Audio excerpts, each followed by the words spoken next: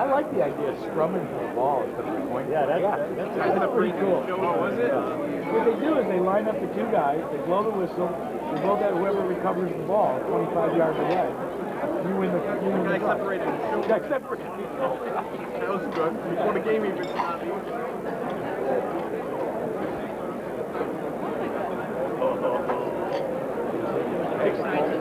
Guys this year, deal with this selection committee. Well, actually, what we did is we selected.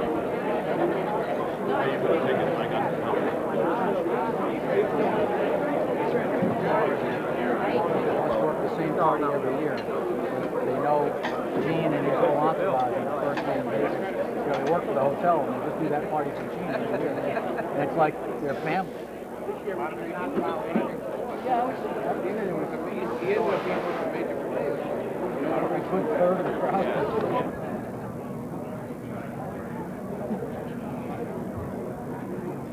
Good afternoon. Oh, now we got it nice and loud.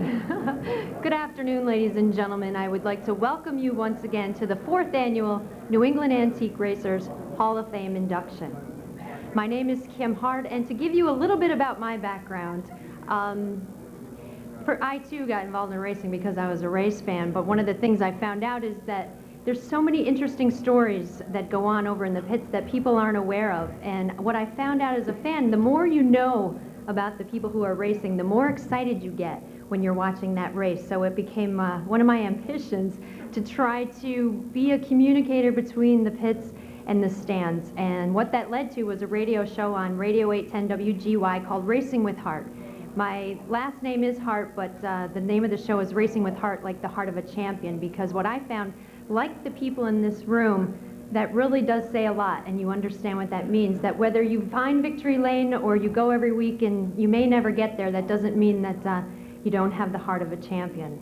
That opportunity brought also a job for me with Fox Fast Track. I live out of the Albany, New York area. We have a Fox affiliate out there. We do a show, and I'm a motorsports reporter for that show as well. So just to assure you that when I talk about this being such a great opportunity for me to meet all these racing legends in this room and their families, I will be sure to share some of those stories. As a matter of fact, we'll be on the air tonight. It's every Sunday night from 9 to 10, and I can't wait to go back tonight because I'm going to have some great stories.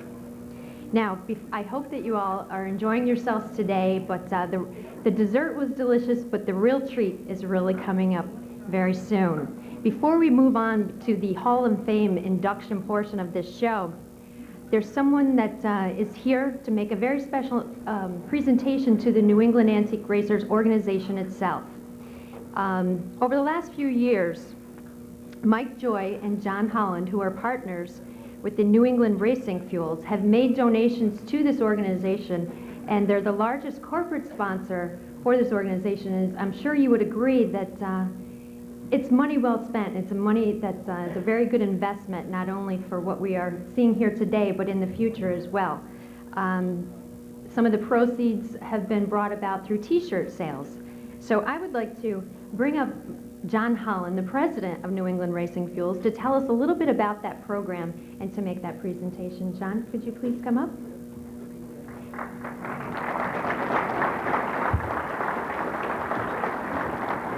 Thank you. About three or 4 years ago, we started to celebrate the winners that use Sunoco Racing Fuel product on the Modified Tour through this t-shirt. And if you win a Modified Tour race every year, or that year, you get a spot on our t-shirt. It's become an annual thing now. And with it, along with the Modified Tour owners, the drivers, and ourselves at New England Racing Fuel, we decided to put some of the donations for that t-shirt sales towards the New England Hall of Fame Museum. So on behalf of that, on behalf of New England Racing Fuel, the modified owners and drivers, and Sunoco, I'd like to present this check to, I guess, Al Feeney, president of the NEAR group here.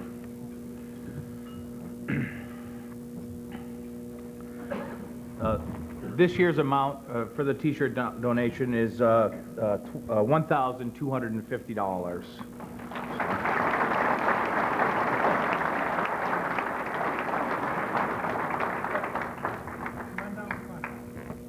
You want to pick your time? On the check appropriate to the size of us.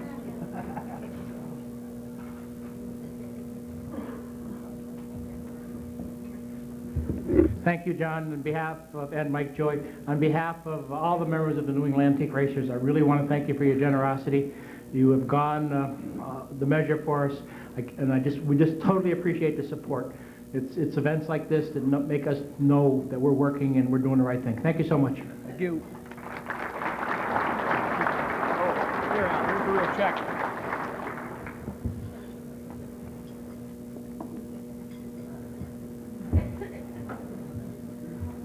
As Al had talked about before, the people that work for this organization all on a volunteer basis because they love racing, and certainly those funds will be put to good use. So thank you so much to Mike Joy and John Holland and all the drivers and owners that helped to come up with that money.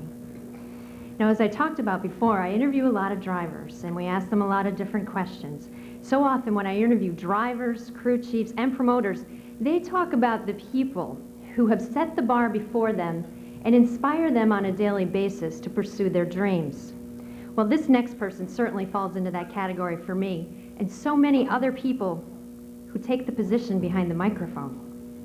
When Fox was looking for a principal announcer for its premier season of NASCAR, they didn't need to look any further than Mike Joy. As the racing community might be somewhat anxious at this time, as we make this transition, his voice will be a welcomed one. He will represent this great sport well because he's one who walks it like he talks it. He understands the racer's point of view because he's been one. He's won SCCA races at Lime Rock, New Hampshire, Watkins Glen, and Pocono. He has even showed his endurance by racing the 24 hours at Daytona. He understands the grassroots of racing as he began his announcing career on the public address systems of speedways right here in New England. He has become a familiar voice over 14 years at MRN and a familiar face through his efforts on pit road for CBS. And always in those groundbreaking moments in the progression of motorsports television coverage, he was called upon. He anchored the first live coverage of Winston Cup on ESPN and TNN. And over the years has become that voice we all look forward to hearing at the opening of the Winston Cup season in Daytona. The racing community knows him and trusts him. His accomplishments are too many to list, but I think are represented by the fact that he's one of the select few to receive major industry recognition in all three media forms, TV, radio, and print. The best part is, no matter where he goes, he hasn't forgotten where he comes from. We are truly honored to have him here today. I introduce to you a 30-year motorsports broadcasting veteran, the natural choice to lead the broadcast team for the premier season of NASCAR on Fox, and the MC of today's event, Mr. Mike Joy.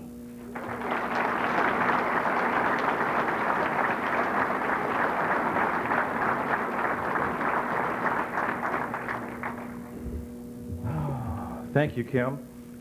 I've been around that long? Gosh. Well, it's going to be a new season for NASCAR racing on television, and I'll take just a second and answer what has been the question most often put to me since we put this Fox deal together nearly a year ago. Are the cars going to glow? It's what everybody wants. Everybody remembers the growing puck fondly, or Russ maybe not so fondly. Are the cars going to glow? Yeah, the cars are going to glow. We're experimenting. We've got some really neat technology to play with, things that would be unheard of in racing even 5 or 10 years ago. By the end of this season, every Winston Cup car will have a GPS, a global positioning system transmitter. Every car will have in-car camera capability. Every car will have telemetry with RPM and throttle position and brake position and driver pucker factor, and all those things will be part of what we're going to be able to do. I don't know how we're going to use it all, but we have a device called the telestrator, which John Madden made famous, where he goes and he points to a football player and circles him or draws an X or something. And the trouble with the telestrator in racing is by the time Buddy Baker would draw a circle around a car, that car would be gone. It wouldn't be in a circle anymore. So we're going to have technology. We're sitting up there between Larry and Darrell and myself. There'll be a bank of buttons, and if I push this button, car 18 will glow with a halo around it, which is just easier than a telestrator. You're going to hate it at first. You're going to get used to it. It's going to help. The other question I've been asked ceasingly since June is, how are you going to keep a bridle on Darrell Waltrip? They haven't built one big enough.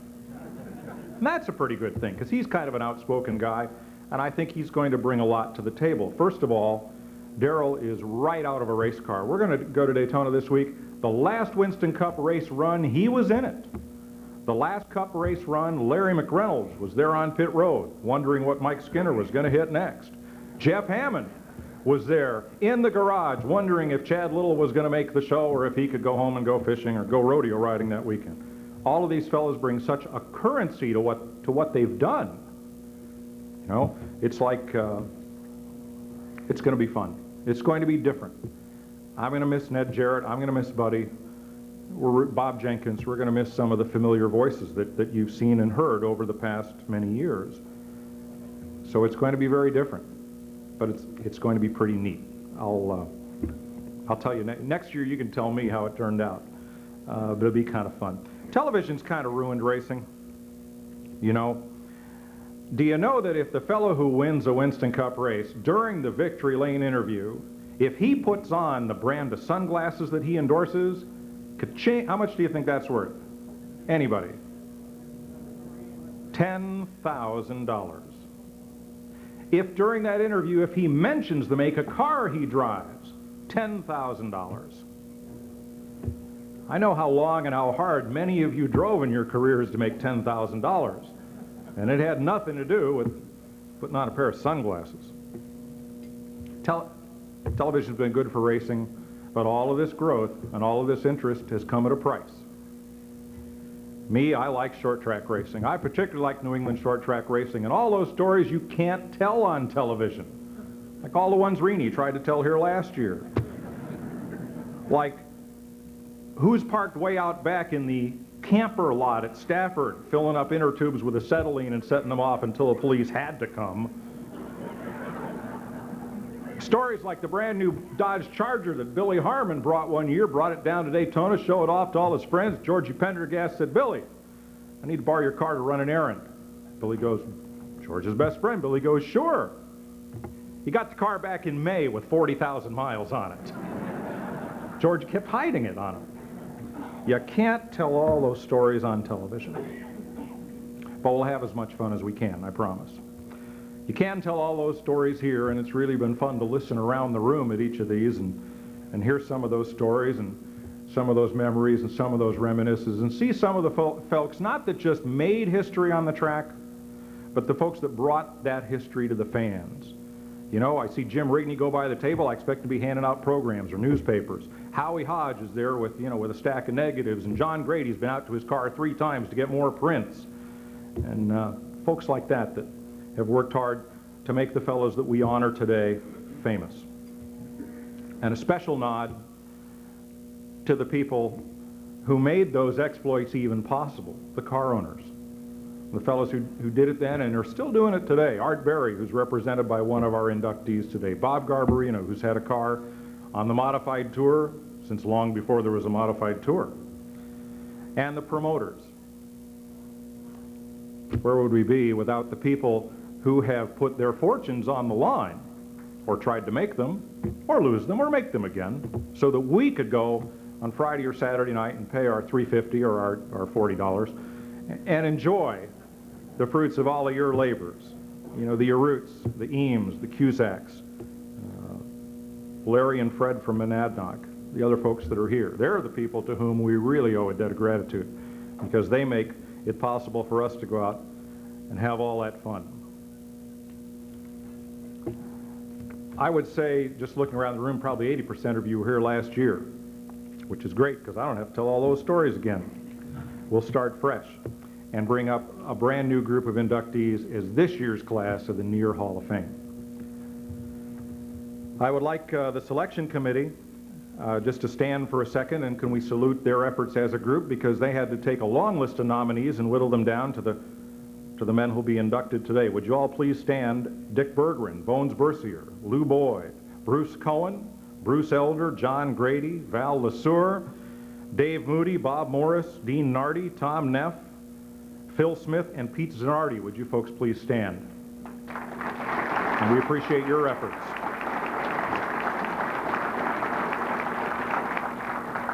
Walt Renner's in Florida, and a special hello to Charlie Mitchell, who's ailing at home and couldn't be with us this afternoon. We're sorry. We're also very delighted that this is a Hall of Fame that exists not just in the plaques, but in the continued presence of those we have previously honored. Would the class of '98 that are here with us please stand? Gene Bergen, Ron Bouchard, Rini Charland, Ernie Gahan, Ollie Silva, Bill Slater, Bugsy Stevens. Would you folks please stand?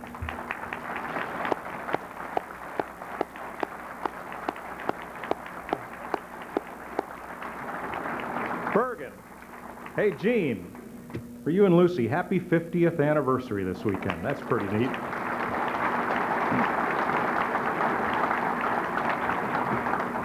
Now that's a Hall of Fame accomplishment in itself. For Lucy, that's right. The class of '99, Marvin Rifkin, Irene Vendetti, Eddie West, Leo Cleary, Billy Greco. Please take a bow.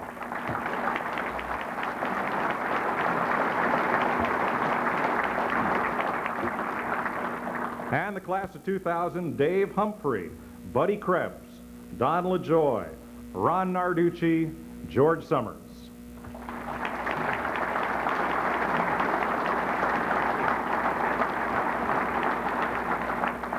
We're very happy to have you here.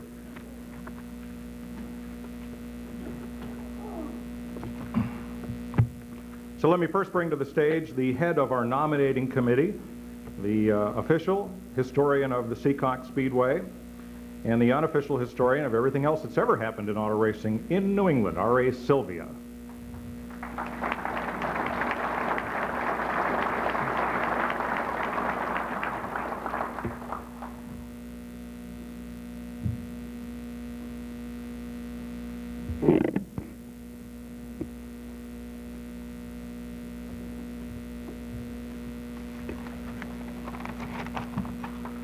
Thanks, Mike. It's an honor to be here once again.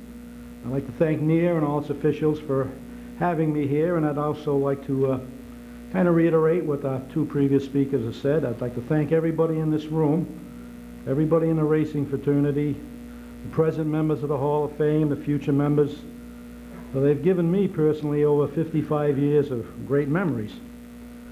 Now, I come from Rhode Island, as the gentleman I'm inducting does, and if you live in Rhode Island and you're into auto racing, it's a bit of a handicap, especially as far as dirt track racing went. For our last dirt track, real one, Barnyard, closed in 1951.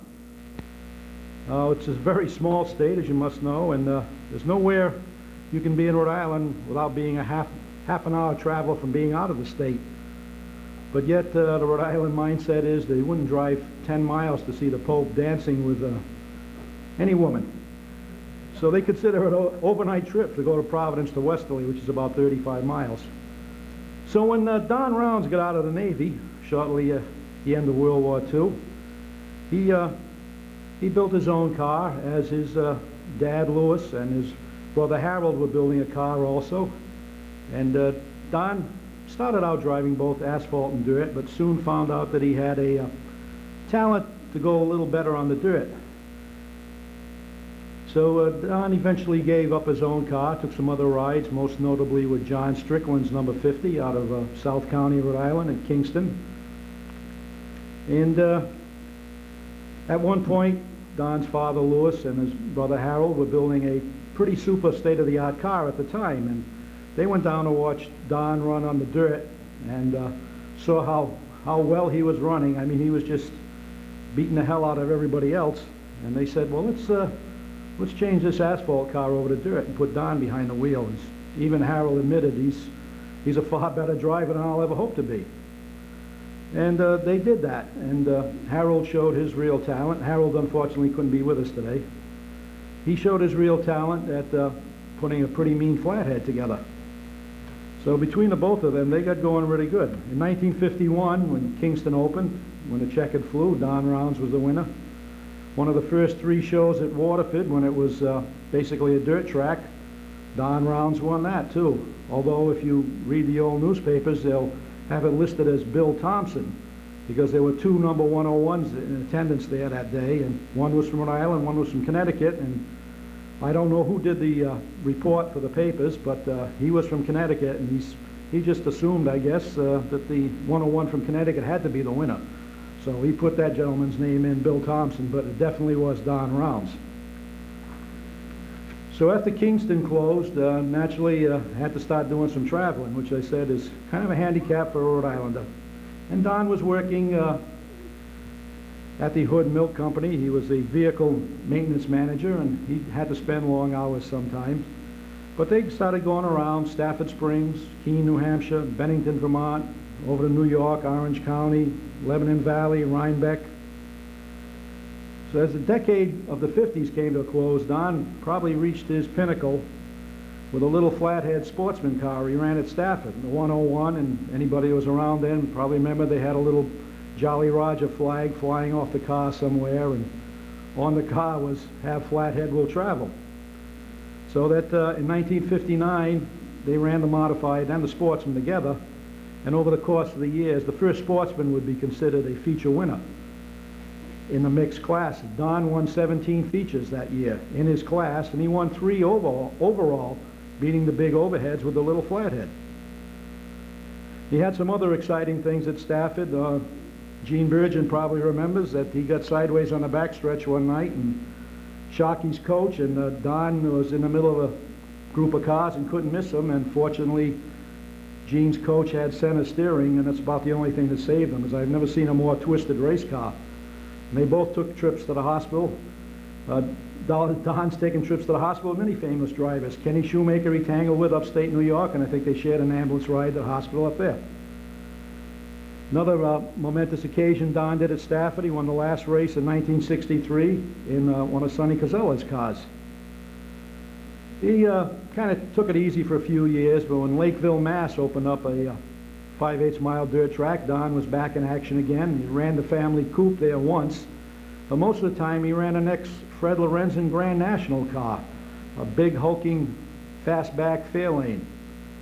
He kind of gave away, I'm guessing, 1,000 pounds to some of those coupes, and Dick Bergman's little Spider weight 180 Jewish Lightning Special, but Don more than held his own against those guys with that big old tanker. And that was the last track Don ran at. Don had told me personally he's grateful for his career to his dad Louis, his brother Harold, his good longtime friend and crew member and co-driver, who also turned a few wheels at Stafford and Norwood, Lou Kelly, who's over there, next table to Don now. And going to the valley many times, they would get back so late that Don worked in Providence at the headquarters for the milk truck fleet, and they'd have to drop him off there because he was supposed to be in at 5 in the morning anyhow. And he said, what the heck, no sense in going home, might as well just stay here and get the trucks going. And one thing Don was noted for was, again, probably most of it was due to his job, but he was never noted for being too punctual to get to an event. In fact, we told him that this thing was on Friday to ensure he'd be here today. And I must say that the last time I took a road trip with Don and also his friend Lou Kelly, we went to Keene, New Hampshire. No problem going up. We went to nice vintage Swansea Old Home Days, who Al Lange is in the audience here, puts this on. We went up there no problem. The trip home was a little something else. We hit 4 of the 6 New England states before we got home. I don't know why, but I did get home in time to go to work. Don was retired. He probably didn't care. So it's a great pleasure that I'm here while they're pointing at each other. Who's the fault? Who's to blame? Okay, Lou had the last vote, said it was Don. All right, it's my pleasure to join this year's class for induction. One of Rhode Island's, probably the greatest dirt track driver we ever had from Rhode Island, Don Rounds.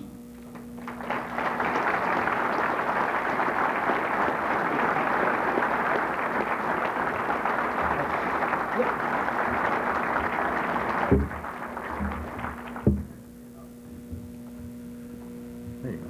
Thanks, Bob. No, you're welcome. All right. You want to read about yourself? I brought my own cheering section, just in case nobody recognized me. If this is a contest for giving a speech, I'm going to accept 10th right now.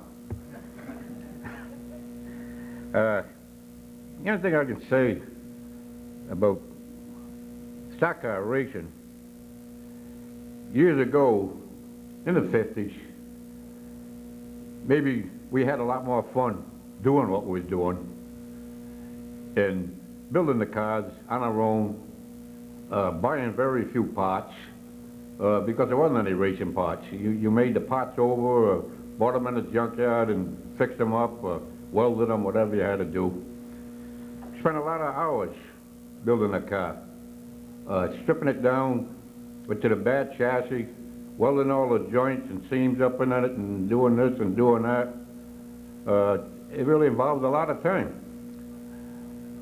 The fact that my father probably being the top straw boss and my brother Harold, between the 3 of us, we could keep the car going. When I tried to run my own car, it was a little bit too much to keep it going, you know.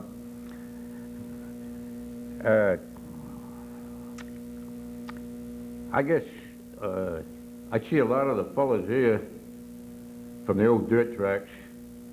They've already been mentioned. There's an old fellow over there with gray hair with a cigar in his mouth. It looks like a guy by the name of Charlene, I think, possibly.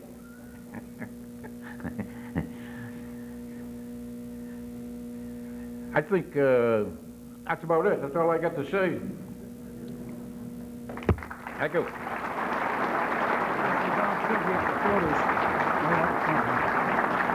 You want to take this up? Come over here. Picture.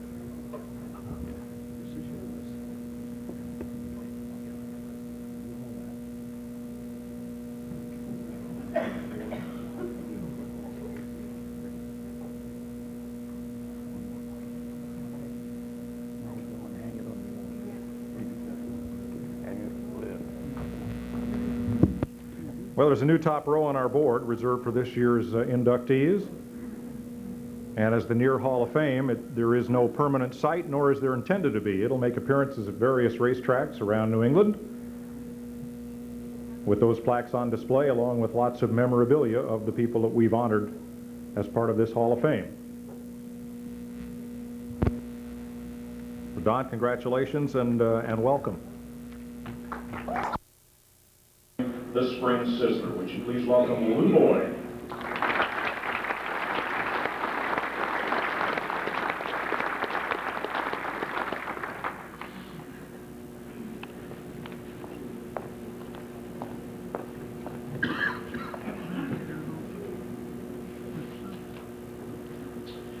I'd like to take a little change of pace here for a moment. And why don't you just come back with me to a faraway place long ago. Imagine in your mind's eye for a few minutes a gentle autumn morning in October in 1951 in the then rolling farmland around Langhorne, Pennsylvania. Then imagine that it's the day of the first 100-mile National Sportsman Championship, most likely what would turn out to be racing's biggest Woodstock ever. Spectators by the thousands milled around a treacherous, somewhat seedy, mile-round dirt oval. There were more cars that showed up than anyone could imagine. From California, from Florida, from Iowa, from Maine. Teams towed all week to get there, not with ostentatious party trailers with VCRs and showers. Nope, they flat towed. And when they got there, they slept under their pickup trucks so they wouldn't get run over. This was a carnival atmosphere. It was the poor man's Indy. It was history in the making. And when the race started, the action was beyond the beyond. Those little coupes and coaches could really build up a head of steam on that mile track, and 100 of them took the green flag. I suppose it was almost inevitable that after 80 laps the race was stopped for what might still be the most spectacular and terrifying multi-car wreck and fire ever. The accident, which was caught on film, is terrifying to watch because unsuspecting drivers just kept piling into the inferno. There weren't any caution lights. The eventual winner, a Connecticut Yankee who started deep in the pack and came up the popcorn groove, playing tag with the fence all the way, had incredibly been driving for only 2 years. He's our next inductee, Hully Bunn. It would be really easy to pass off that victory as luck. Not so. A couple of weeks before, out at Bainbridge Speedway, a mile-long track in Ohio, Hully had beat NASCAR's best. And almost to bracket the Langhorne victory, he went back there for the next race at Langhorne in the spring, bolted on an extra Stromberg, and won the modified race in that same sportsman car. Who was that dude? Born in 1920, World War II had a major impact on the young Mr. Bunn. A distinguished tour, including some really gritty duty at the Battle of the Bulge with Patton, was not soothing. In Hully's words, when I came back, I was a mess. And something that intense needs to be replaced by something that intense. For us, it's a darn good thing it was stock cars. Piecing his life back together with a marriage and a little Plymouth coupe, Holly worked the asphalt at Plainville, Rhinebeck, Menands, Manchester Motordrome, and Candlelight Stadium for a year or so. Winning frequently, he soon teamed with Dick Egan and drove Johnny Meldick's number X Ford Flathead and also cars for Johnny Ross. Winters were for racing in Florida. Summer weekends involved zany schedules, such as Georgetown, Delaware on Saturday night and Brattleboro, Vermont on Sunday afternoon. And remember, flat towing, flathead pickup trucks, and no throughways. The wins just seemed to come, though, and Holly received the real honor of driving several years in the mid-50s for Steve Danish, often called the father of dirt track racing in the Northeast. Their plunder included the very first race ever run at Lebanon Valley. After Danish, Bunn drove for the likes of Ronnie Coleman on all manner of tracks, both dirt and asphalt. All the while, Holly's attitude about competition was strikingly simplistic. I loved to race, I loved pitching those cars into the turns, and I always smiled when the guys complained about their rides.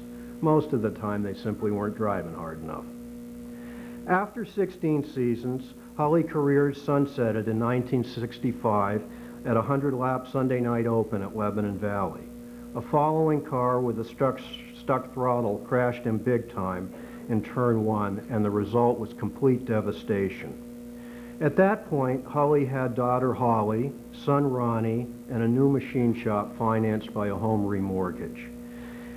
He was fielding his own piece at the time, and he knew it was time to quit. He left the cockpit with an incredible record of achievement in what many consider to be the golden era of American stock car racing. The fact is, though, that Holly did race one more time at an old-timers race at Cairo Speedway, promoted in 1975 by Kenny Shoemaker. He literally dusted off the field, which included several current dirt and near Hall of Famers. I say this with some personal knowledge and, in fact, pleasure. Since that day, Holly drove a big block sedan owned by Bruce Cohen, Dick Berggren, and me. Today, Holly's here with wife Dorothy and Holly and Ronnie. Actually, we're really lucky to have Holly and Ronnie here because they're so busy putting together their NEMA midget for next year. But before we ask them to come up here, come back with me one more time to Langhorne that afternoon in 1951. Believe me, this was no cakewalk. Holly, Egan, and Melnick had stayed up all night the night before the race trying desperately to unfreeze Egan's motor, which had frozen up following a poor rebuild. They were never able to get it started. Holly, who'd refused to take the pan off his own motor even though it was loose as a goose, went into the racing fray completely sleepless.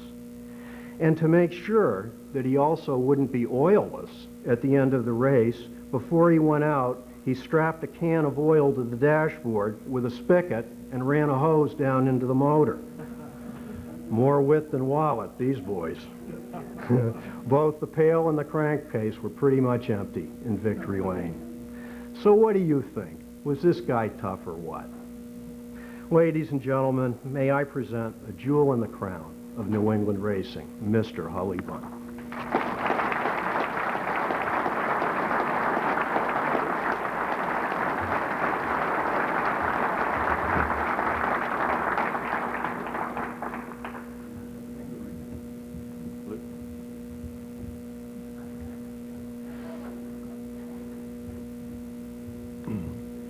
Well, I can't tell you much. I got hooked on these things in about 1932 when I was a kid on big cars. And although I have driven, I drove stock cars. My first love, I guess, is midgets, which we still have, are putting one together today. So for my son Ronnie over there. And I did have a chance when the midgets were running to run one of the best midgets in New England. However, I told the owner that the bottom part fit, but the top half stuck out. And I wasn't going to get my fanny busted. And I'm going to leave you with this, that if racing is your first love, you don't have to worry about AIDS.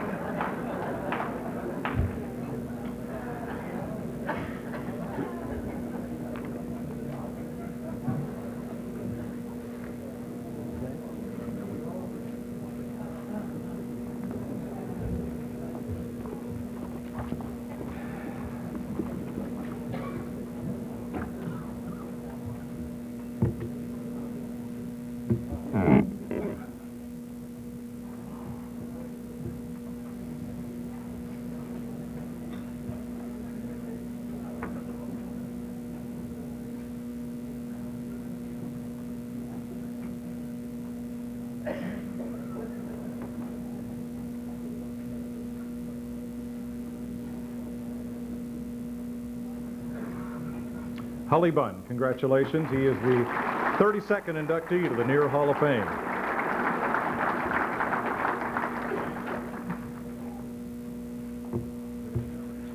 Our next presenter is the longtime voice of auto racing in the state of Maine. He's back with us for the second consecutive year. Would you please welcome Bruce Elder?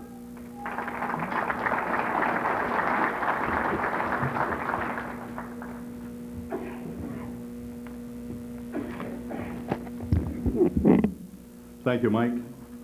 Certainly a pleasure to be back and to participate in this special event once again. Well, realizing that most of you probably don't know Ralph Cusack and never had the opportunity to see him race, I thought that perhaps the best way for me to describe to you the type of racer he was to compare him to some familiar drivers with similar styles. Several immediately came to mind. The first, David Pearson, certainly one of the smartest drivers I think we've ever seen. Well, like Pearson, Ralph's approach was patient and calculating and marked by an uncanny ability to capitalize on other drivers' mistakes. The second, Terry Labonte, the Iceman. And if there was ever a nickname that fits Ralph Cusack, it's the Iceman. Junior Johnson once commented about Labonte, he's deceiving. You don't think he's doing much, but make a mistake and he's got your spot. Well, listen to this quote from Bob Libby in a Dick Berggren article back in '78. Ralph Cusack is the kind of guy you just can't slip around. If you make any mistake, anything at all, he's got your spot. That certainly sounds a lot like Johnson's description of Labonte, doesn't it? The third driver who came to mind was Richard Petty. And just as Petty holds the majority of records in NASCAR, and in fact his name is intertwined with NASCAR, well, in the state of Maine, the name Cusack and racing are certainly intertwined. And Ralph undoubtedly holds many of the same records. For example, the most championships with 12 and the most features with some 200. Well, Ralph first took to the track at the fairgrounds in Lewiston, Maine in 1949 at age 16. In 1950, he started at Beech Ridge and success came quickly. He was runner-up in 1952 and earned championships in 53, 58, and 59. These were followed by 4 more championships by the mid-60s. The '63 season was highlighted by 12 features in a row. And about 3/4 of the way through the season, Ralph was so dominant that then track owner J.B. McConnell offered a $100 bonus to anyone who could beat Cusack. By season's end, no one collected the bonus. Ralph wrapped up the '63 season with a runner-up finish in a New England Championship race at Oxford Plains against the likes of Lee Allard, Gene Burgeon, Fats Caruso, Don McLaren, Ernie Gahan, and the list just goes on and on. The '64 season was remarkable with 21 feature wins. The newspaper called him the Mickey Mantle of Beech Ridge, saying Cusack is an all-American type with a powerful measure of high-speed driving skill and timing talent. During the '65 season, Ralph captured 9 feature wins at Beech Ridge and competed in a variety of events against many of the best modified and sportsman competitors at the time. One such event was a 300-lap NASCAR-sanctioned national championship held at Oxford Plains. This history maker read like a who's who of great racers at the time. The event was won by Wild Bill Slater, followed by Johnny Thompson and Eddie Flemke. Rennie Charland settled for 4th. Ralph Cusack was 5th in his Beech Ridge dirt car until forced to pit for gas with 20 laps to go. He was the top Maine finisher in 8th. Other nationally known drivers in the event included Red Farmer, who finished 7th, and Bobby Allison, who settled for 19th. The 50s and 60s were the years when Ralph Cusack and the Blue Deuce were a famous combination. For most of those years, Ralph drove for Mike D'Amico Sr. and later Mike Jr. During those years, Ralph and Hall of Famer Ernie Gahan developed a strong and lasting friendship, and I wish I had time for some of the many stories Ernie related to me. If you have an opportunity, ask one of them about the time they hauled a race car to Daytona and then had to take the wheels off the tow truck to run on the race car. Well, partway through the '67 season, Ralph retired. Then after a 5-year layoff, he returned to the track, and after winning 2 features in a row, the Portland newspaper ran an article entitled "Ridge's Legendary Cusack Returns." From 1974 through 78, Ralph drove the Dave and Sandy Kudemarch Supermodified to 4 straight championships in the 5 years that Beech Ridge ran Supers. During these years, he also competed very successfully in the late model division. The 75 season was highlighted by 9 wins and 8 seconds in the Supermodifieds. Now during this time, Dick Berggren was a weekly competitor in the Supermodified division at Beech Ridge and was quite a shoe himself.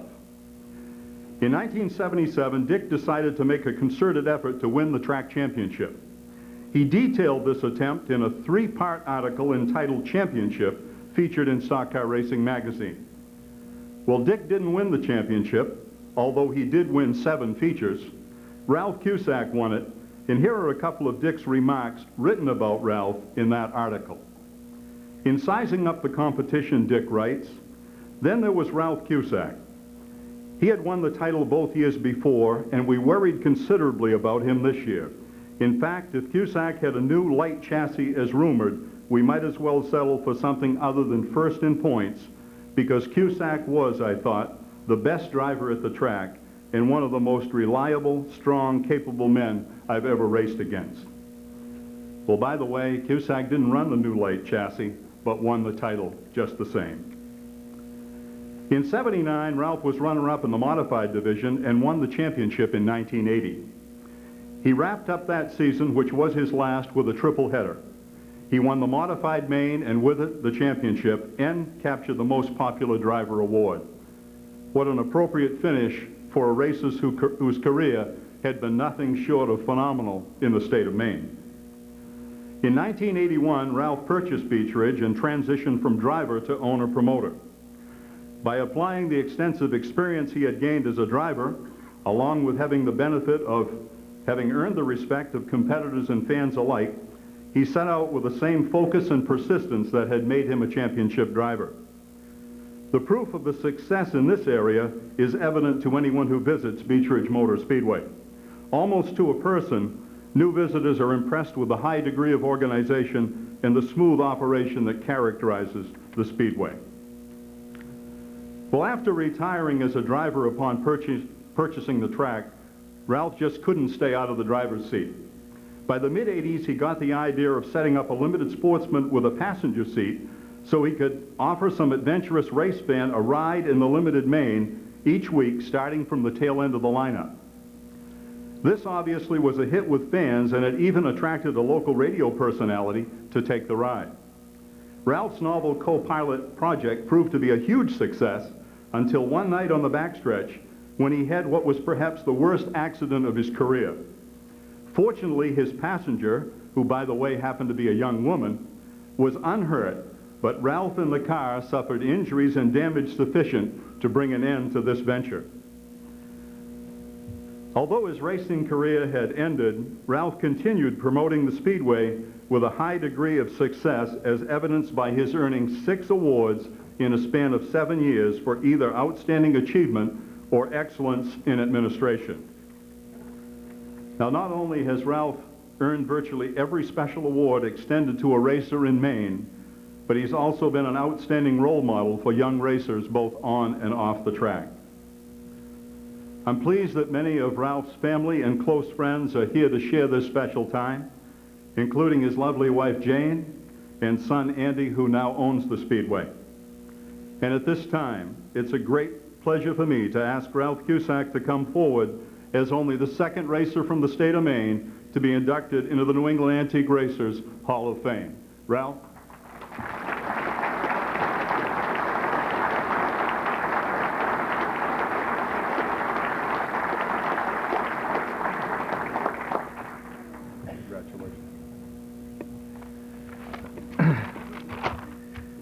Okay, thank you, Bruce. I've worked with Bruce.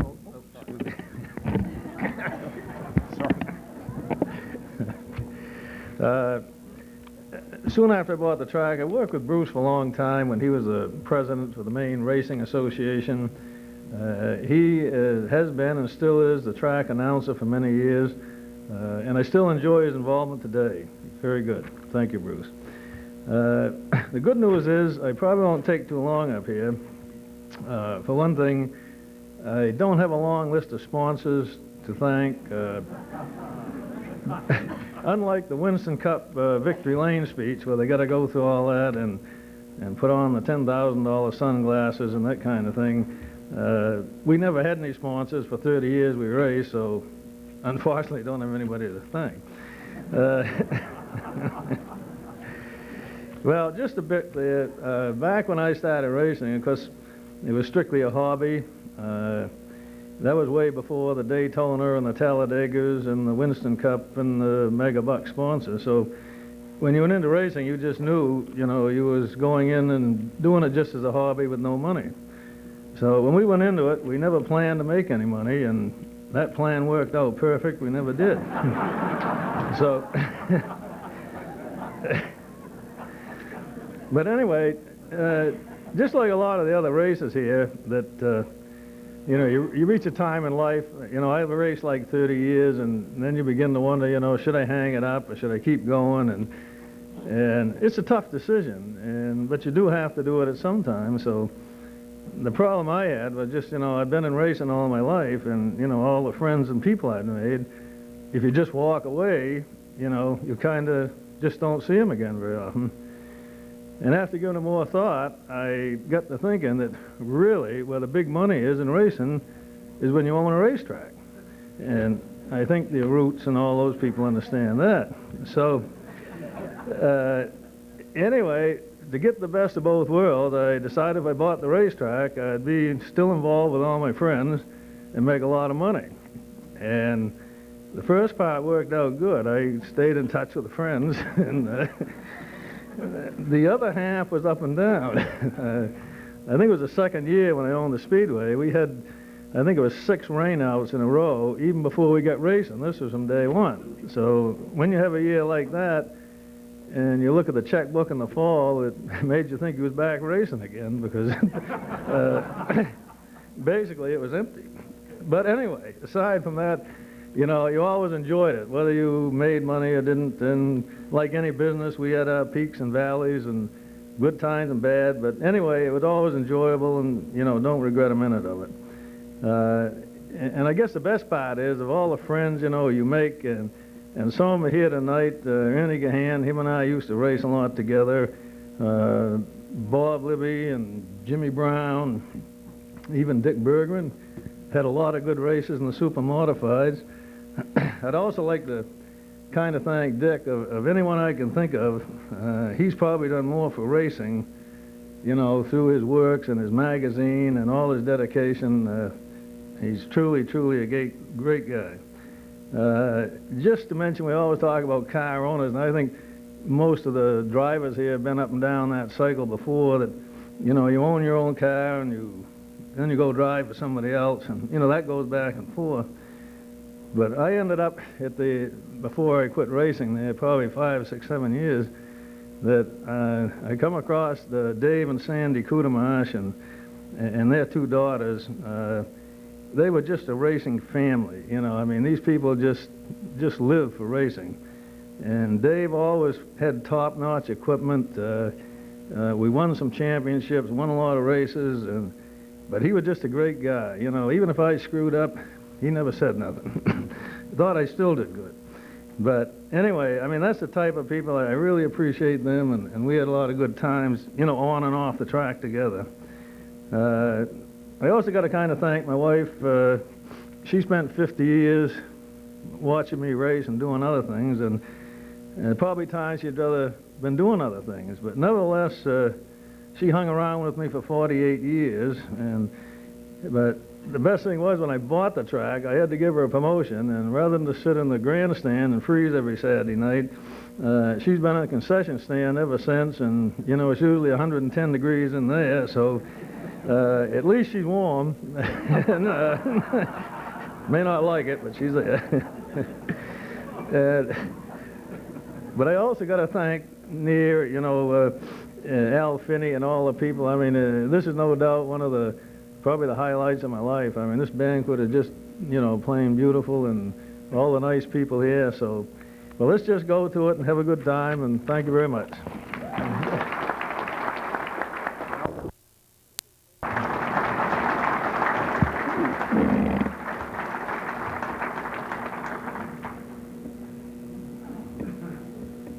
Our next speaker is the second member of the unholy triumvirate that you will meet this afternoon, the Jewish Lightning Racing Team. The man who gave it its name and its funding and knows there's a lot of money in short track racing because he helped put it there, Bruce Cohen.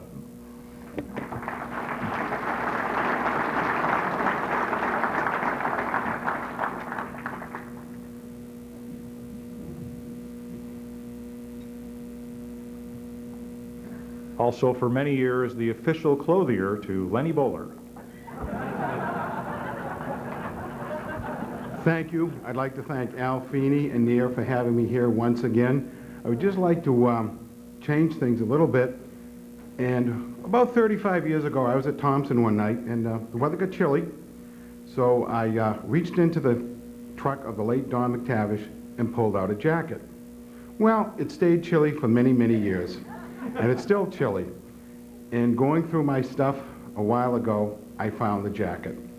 At this time, I would like to ask Don's nephews, Greg and Doug Sayre, to come up. I would like to give them their uncle's jacket.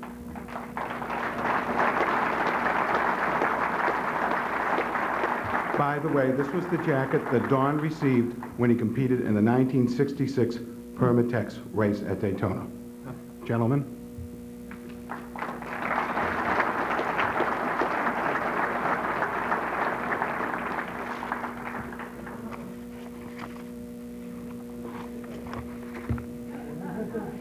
Smitten by the racing bug at an early age, Don McTavish's driving career had a very humble beginning. The start was at the Norwood Arena in the ramp race division. This event required 2 laps around the track, followed by a 3rd lap, in which the competitors drove over 2 infield ramps for a total of 20 bump-free laps. That was starting at the bottom. To further hone his mechanical skills, Don attended the Franklin Institute in Boston after graduating from Needham High School in 1958. Don McTavish loved to race, and next came a move into the NASCAR novice or hobby division.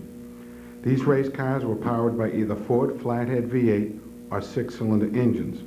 He competed at all the local Greater Boston venues at the time: Norwood, Seekonk, Westboro, as well as Hudson and Brookline in New Hampshire, against the likes of Billy Schultz, Bobby Melnick, and Pete Hamilton.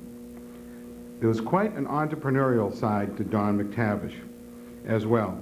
To finance his early racing efforts, Mac would rent out a function hall in nearby Natick, Mass, where he would run dances with a 99-cent admission fee.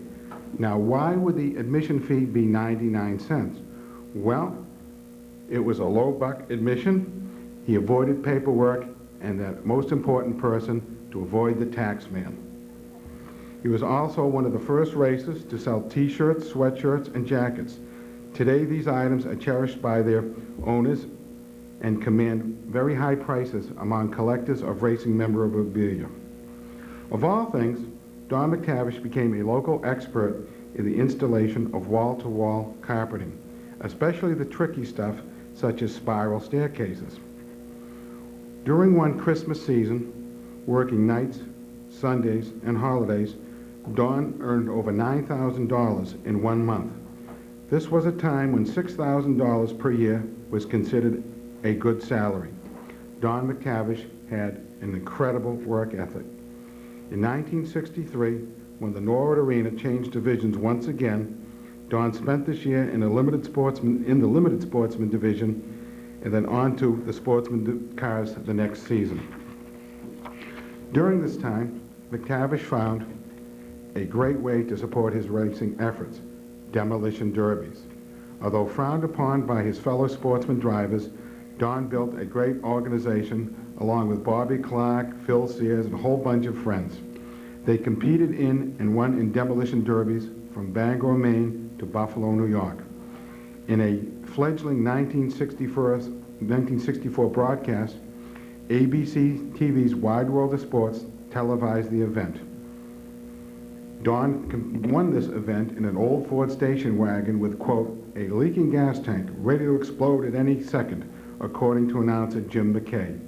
In actuality, the real gas tank was hidden under the front seat. What was pouring out of the regular tank was nothing but good old water. A movie short was made entitled Demolition Derby, and the star was none other than Don McTavish. Even the family cat, of which there were many, his favorite was named Demo. Possessed with a brilliant, almost devilish sense of humor, Don McTavish delighted in tweaking certain racing officials when the need arose. At one time, Don had a series of differing technical opinions with NASCAR inspector Al Charbonneau. Almost magically, a character named Shabby Nose appeared on the right rear quarter of the McTavish U1. Needless to say, Shabby Nose's nose was more than a match for the one adorning the face of Jimmy Durante. Remember in the 60s when the Norwood Arena chief steward Carl Merrill was a thorn in every racer's side? I think many of us can. Well, being very socially inclined, the McTavish crew would usually miss Merrill's Norwood Arena payoff window. Now why would they miss it? Well, the crew had more pressing matters awaiting them, usually at the nearby Blue Moon Lounge. In need of funds to go racing on Sunday, a quick trip was made to Merrill's Newton, Mass. Residence. A bleary-eyed, very grouchy Carl Merrill would answer the door, hand Don his winnings, and say something to the effect, why don't you guys come earlier the next time? Well, the next week, Mack and Associates would show up at Merrill's house at 3:45, a good 15 minutes earlier than the week before. The ever-crafty Don McTavish sprayed his first Circle J with green manganese primer. This enabled him to quickly spray the car with a water-based paint, change the number and lettering so that he might compete in a non-NASCAR sanctioned race.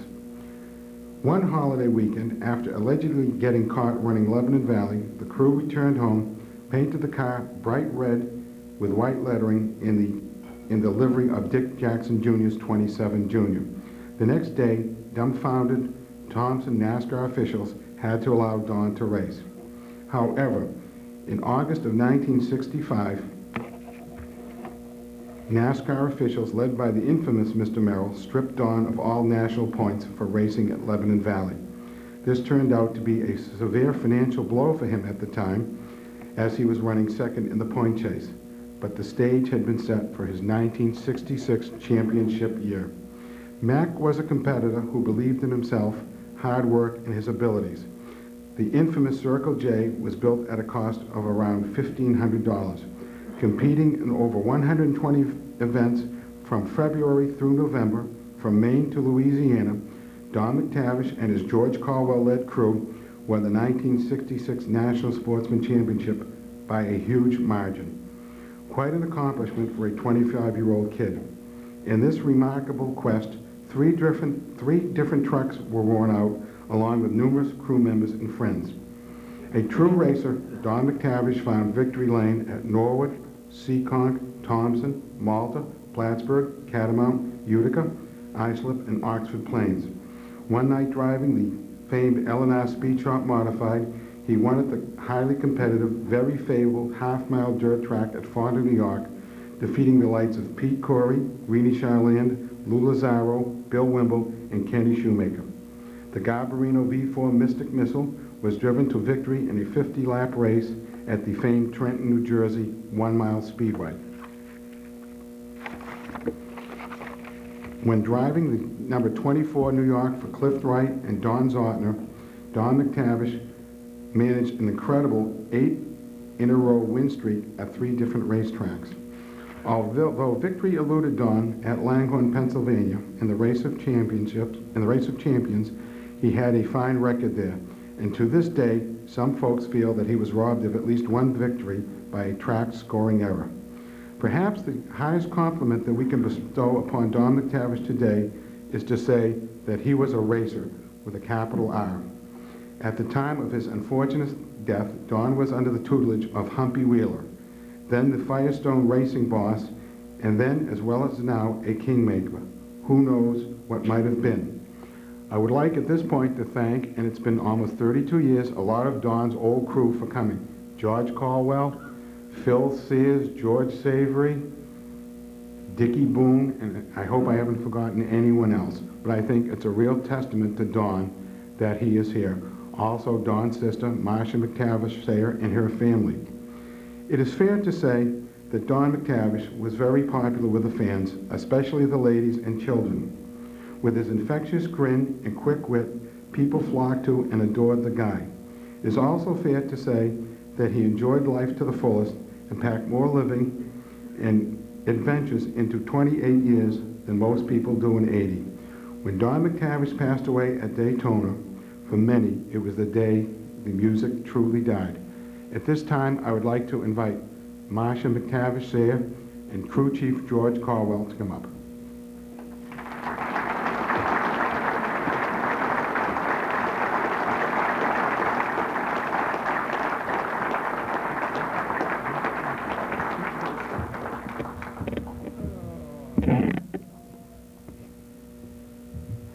I want to thank everyone here for having us here today, especially the president, which was a really shock to get 6 nice tickets for my family to come to represent Don. I had a speech planned, but I can't give it. All I can say is thank you. And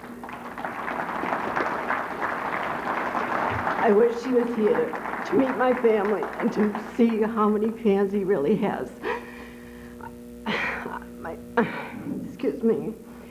My son, Greg, will read a letter that was written by Jay Livingston, who was a very good friend of my brother's. And it was written to Bill Franz, then the president of NASCAR. And I think it will say a lot that I have to say that I can't say right now.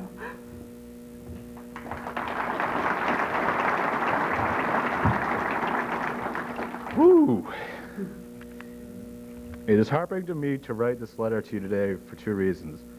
The first is that I sit here writing, I cannot help but feel that those who knew Don McTavish, well, have enjoyed experience which has enriched our lives and our determination to succeed in all walks of life. I can't even read. Those who do not know him personally do not feel as much of a sting to their hearts today, but are truly the ones who have suffered the great loss. Don was a student of his profession, a student of life, and a servant of the racing community. His image, although not realized this early in his career, is one that the racing world would have been proud to have set up as typical for the utmost of pride in their professional sport.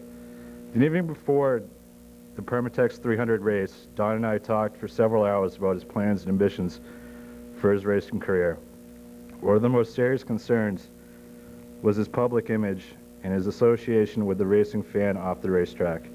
He told me that in 1966, when he won the Sportsman's Championship, I was neither prepared for it nor was I aware of the opportunities that would come my way. Since realizing this, he had completed a Dale Carnegie course and worked very hard in just plain being pleasant and likable. He has never been too busy to stop what he was doing and answer questions or just plain be nice to whomever approached him. When a competitor asked for assistance, he would take as much interest in the problem as if it was his own. When a fan wanted to talk, he was armed to oblige. His interest in the racing fan, was exemplified to me in our hotel room in Daytona Beach on Saturday afternoon as I packed his clothes to be sent home. A book on the bedside table, How to Win Friends and Influence People, was obviously heavily used. A pencil, notes, and dictionary accompanied the book. Don was not merely reading this book, he was studying it. Don was not merely a race car driver, he was a crackerjack mechanic. When he built an engine, the work area was more like an operating room than a shop. He studied constantly the equipment he used and means by which it could be improved. His physical condition was as important to him as his readiness of the equipment that he operated. He neither smoked nor drank and worked very hard on having himself race ready at all times. His personal experience was also a very important factor in his long list of attributes: clean-shaven, short, well-groomed hair, and a checkered flag smile that was as genuine and as natural as the day is long. Don wanted to earn a chance to compete with the so-called greats and was working very hard in his endeavor when he died. I certainly hope the racing world will realize the benefit that it has had in having such an outstanding member, even for such a short period of time. I mentioned earlier that there were 2 reasons that were to be stated herein, and I've only discussed the first. The second is that it is a shame that this letter was not written long before his death in order for more people to have the opportunity to find him and experience the wonderful example that he set for those dedicated to any purpose in life. It is rumored that following the race program this past weekend, Don was to be given an opportunity to move into the Grand National pits. I certainly hope that he will have left a pattern that will be looked up to by those with similar ambitions. It will certainly add to the upgrading of our sport. I write this personal letter to you, Mr. France, because you have been the Dean of Don's NASCAR College. I felt you should be aware that we have lost one of the most outstanding junior classmen and give you the opportunity to share our pride in his straight A achievement. It is truly a shame that this boy was not able to graduate, for he had been one of the most outstanding examples of Americanism a sport has ever known. Truly yours, John C. Livingston.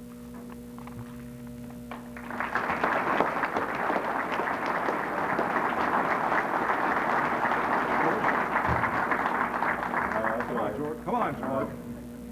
No, that's fine, Mike. Come on, George, you flew a long way, and Kyle didn't loan you that plane. Just come on up here for a word. Okay, come on up forward for photos then.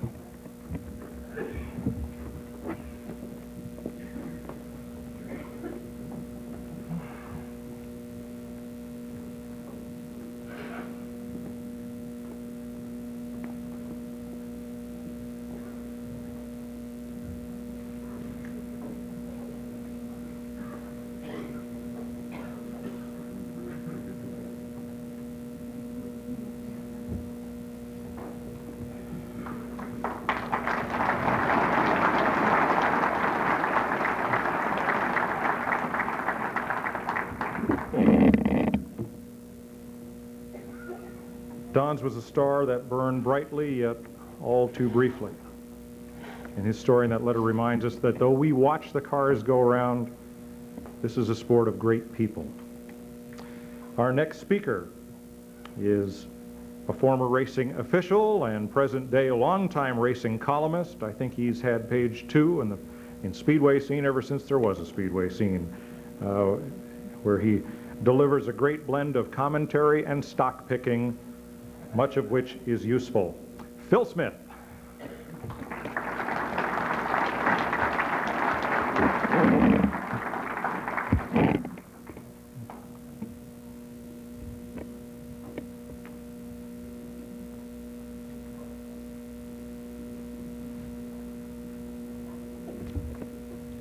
Thank you very much, Mike.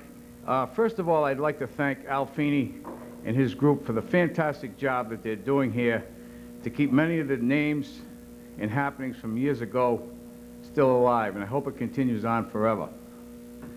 I'd also like to thank Val Lasure, because he gives me the opportunity every week to express my opinions and reminisce on some of the things that happened years ago, which I enjoy doing immensely. I'm starting to put together this year my looking back a bit, and when I get back into the 70s, just about every week that I look at, the guy by the name of Bobby Santos is consistently in the top 5 or a winner. Bobby was one of the select group that some of us call the Norwood Arena Gang. This select group, which included Bobby Santos, Bill Slater, Bugsy Stevens, Fats Caruso, Leo Cleary, Freddie DeSaro, and many others, got their start basically at Norwood and went to just about every track on the East Coast and ran good and won. Bobby Santos was originally started racing, which I didn't know today until in 1952. First time I ever saw Bobby Santos, I believe, was in 1989, and he had just taken over the driving chores of Art Barry. Art Barry had a beautiful red coupe with injectors on it. It was numbered 909. Bobby did quite well in that car, and from Norwood Arena, with the help of Art Barry, he branched out, and they started to run Stafford, they ran Thompson, and some of the things I can remember about going to Malta every Friday night, Bobby Santos was always there, and he was always in the top 5. A very tough competitor. And in fact, at Malta was one of the shining moments of Bobby's career. He was one of these type of guys who was a runner. He wasn't a blocker. He ran to win. Well, he was running behind one of New York's finest, favorite son, who I won't mention his name at the time, but he was known to be a consistent blocker, and he ran for position. Well, Bobby kept trying to get by him, trying to get by him, trying to get by him. Well, finally, Bobby got underneath him, and he sent this guy so far out into the woods at Malta, they thought he was lost. Well, they wanted to fine him. And when the word got out that they were going to fine him, there was about 40 people waiting at the pit gate to chip in. One other instance that I remember, too, it was at Stafford Speedway, and it was in the early 70s, and that's when Jeff Bodine was winning just about everything there was. Well, Jeff Bodine, he was the bad guy, and everybody else, they loved him. Well, this one particular night, Jeff was leading the feature, and Bugsy kept trying to get by him, kept trying to get by him. Well, he finally got on the outside of him, and they just went by the starter stand, and Jeff pinched him off, and the first thing you know, here's Bugsy up on top of the fence, and he's riding the fence into the first turn. He was done for the night. And Bobby Santos and Bugsy were very, very close. In fact, I believe they still are. In the following restarting laps, as they went into the first turn, Bobby was trying to get under Bodine, and Bodine was pinching him off, too. Well, finally he did. He got underneath him, and he parked him. And I mean, he parked him good. Well, needless to say, the track officials had to throw him out that night for rough riding. But because of the fact that there was such a camaraderie there, and because of the fact that Bobby was so popular and so was Bugsy, when they towed Bobby around in his car, the entire crowd stood up and gave him a standing ovation. Bobby Santos was and still is one of the better light competitors that we ever had here in New England. The biggest stars in his career was one year he won, I believe, a 400 lapper at Lancaster, and he also won the Cardinal 500 at Martinsville. It's a shame to say that his career was cut short because of a neck injury. He was driving for Joe Brady at the time, and he had a pretty bad wreck at Thompson, and the doctors strongly suggested that he not race anymore. So needless to say, he retired in 1973. But still in all, we can look back at the accomplishments that he had, and he did a good job, and he did it proudly. So at this time, I'd like to induct Bobby Santos. I'm sorry to say that he could not make it today, but we have his family here, his son, and his daughter, and most of all, who I believe is probably going to be his greatest contribution to racing, is his grandson, who's just starting to race now. Would the Santos family please come up?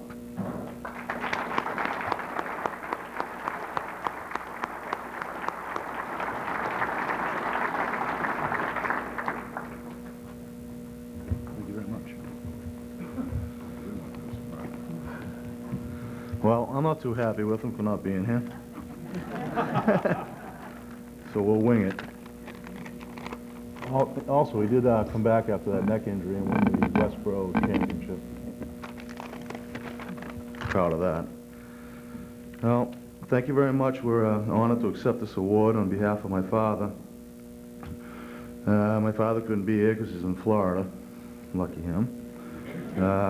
We'd like to thank Al Feeney and Mike Joy and all the people that make this thing happen. I'd like to congratulate all the retired drivers who have in many ways helped create a safe and exciting racing experience for our future drivers. And that's about it. Thank you.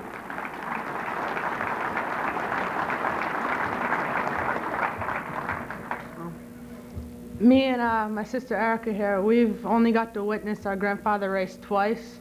And one of them was in a retired driver's race at Riverside. and it was a Legends car, and I remember he started 8th up on the outside, and he just passed everyone on the outside. I don't know, it was amazing how he drove that car. It looked like he was 16 years old the way he was driving it. And another time we saw him race, and well, actually I didn't witness him race. I was racing against him, and that was in Erica's car, and she'll tell you about that. My brother and I raced 350 Supers in New Hampshire and Epping Star Speedway, and I couldn't be there one weekend, so everybody thought it would be a good idea to get my grandfather to drive the car. They thought he was going to make a miracle comeback or something like that. But he got in it, and he did pretty good, but they're kind of disappointed because he didn't go any faster than I did.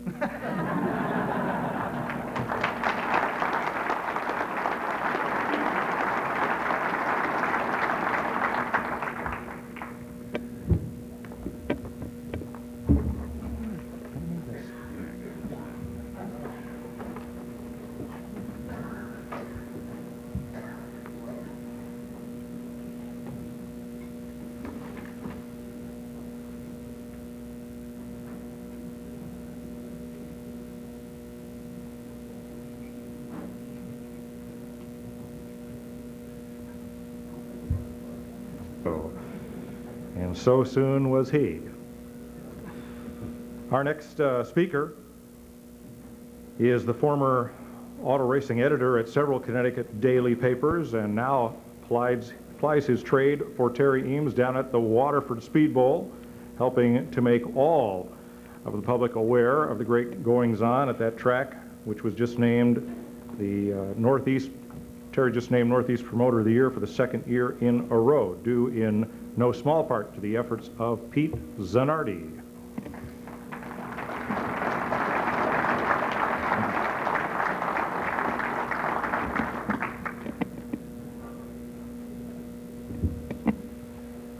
Thank you, Mike. I'm here to introduce to you and to help induct Jack Arut into this esteemed body. I can't begin to tell you how big of an honor this is for me, because I am one of the people, one of the many people in this sport, much the better for having been associated with Jack Arut. Jack, you can take the boy out of Stafford Speedway, but you can't take Stafford Speedway out of this boy. And I think that goes for a number of us. Wouldn't you agree, Mike? I remember lots of things sitting, listening to Jack. One of the things I remember, a conversation that he had with some media folks. It was after one of the racetracks had folded, had gone down. Somebody asked him about competition among racetracks. Jack said the answer to that is to be the very best there is. If there is such a thing as competition, then be the last one standing.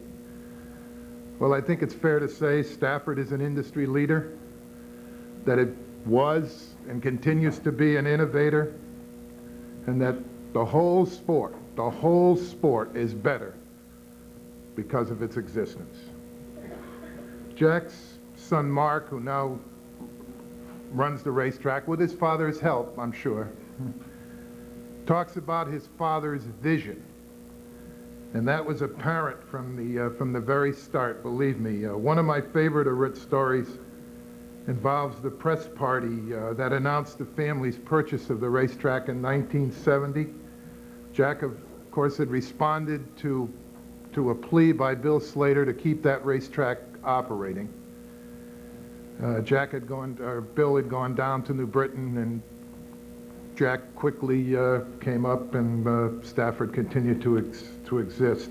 One of Jack's, maybe one of his greatest attributes here is that in the beginning he had Bill Slater and Pete Zanardi working for him, and he still survived.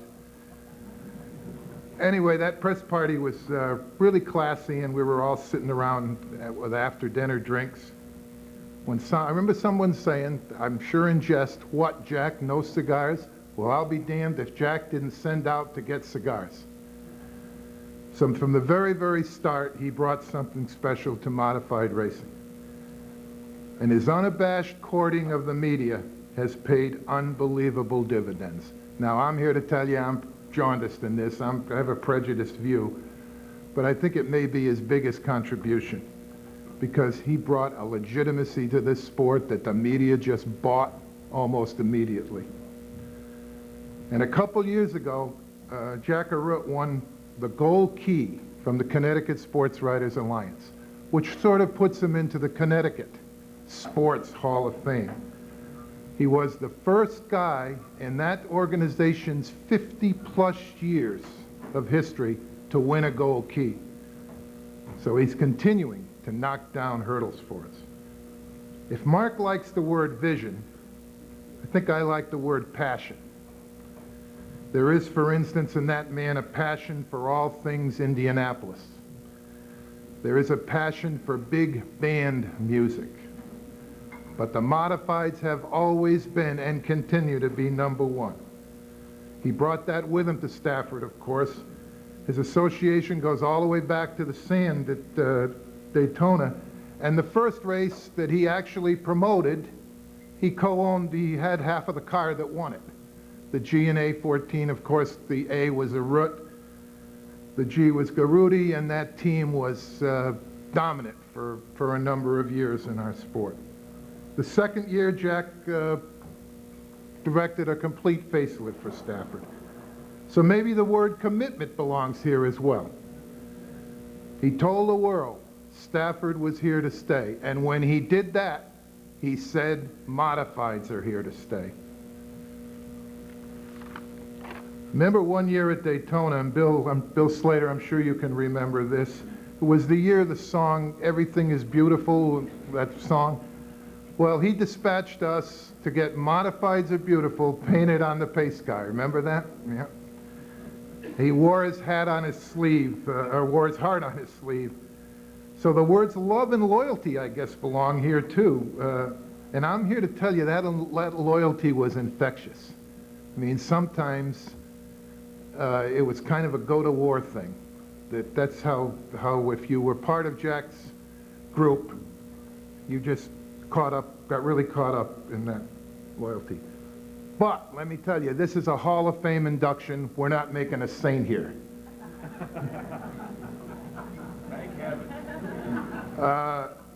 Let me tell you, I'm here to tell you, this guy can get mad. He can get mad. And he can be noisy. And he is sometimes intolerably stubborn. And the man is not into debate. He missed that class somewhere. He can dig his heels in pretty deep. But because of it, we had the Pinto Revolution. Did Jack go to war for that Judkins 2X? You bet he did. Jackie, you remember. Right? Did that make a difference in our sport? Of course it did. It made a major difference. Did the SKs make a major difference? Of course. Stafford's innovative move in that direction 20 years ago has proved to be every bit as revolutionary as the Pinto deal.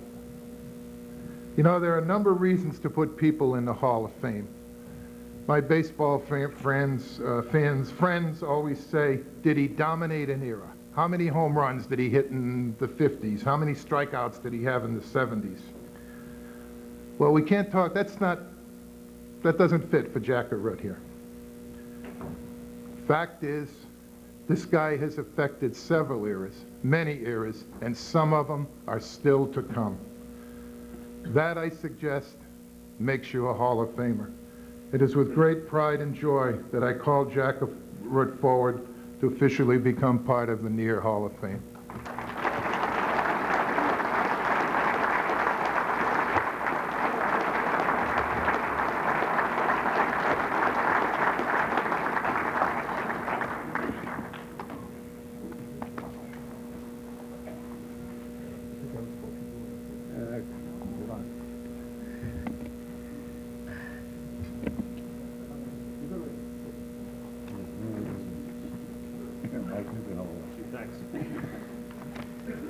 Wow. I wish I knew this guy he was talking about.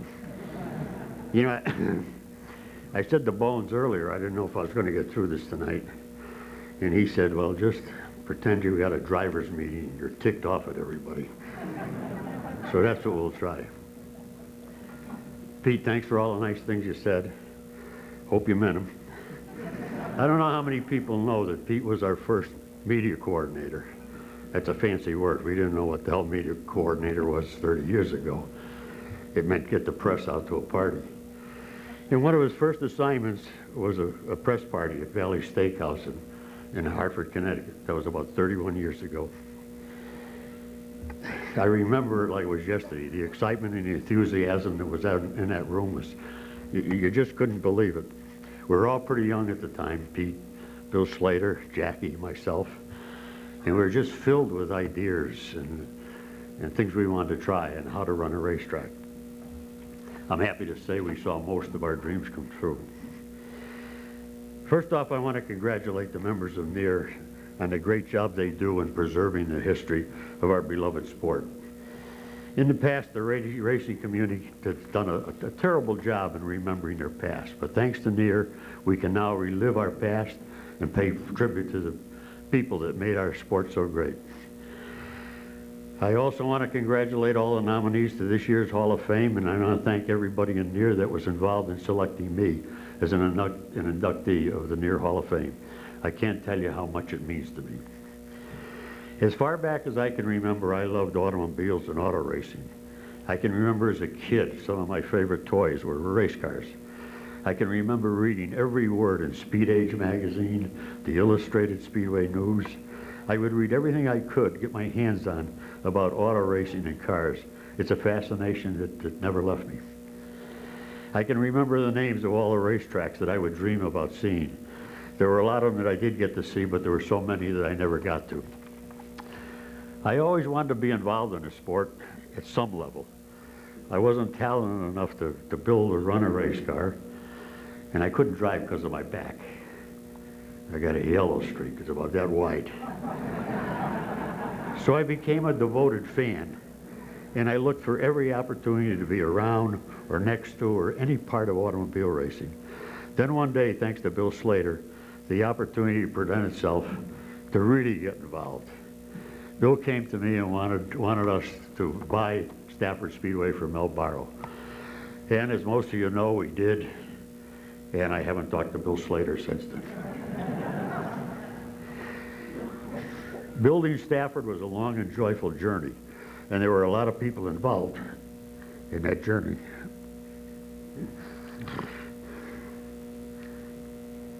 This is when I look around today and I see these faces, it's tough. It's really tough. I can remember so many different times and different things and all the people that were involved. I could tell you story after story about half of you guys that are sitting here right now.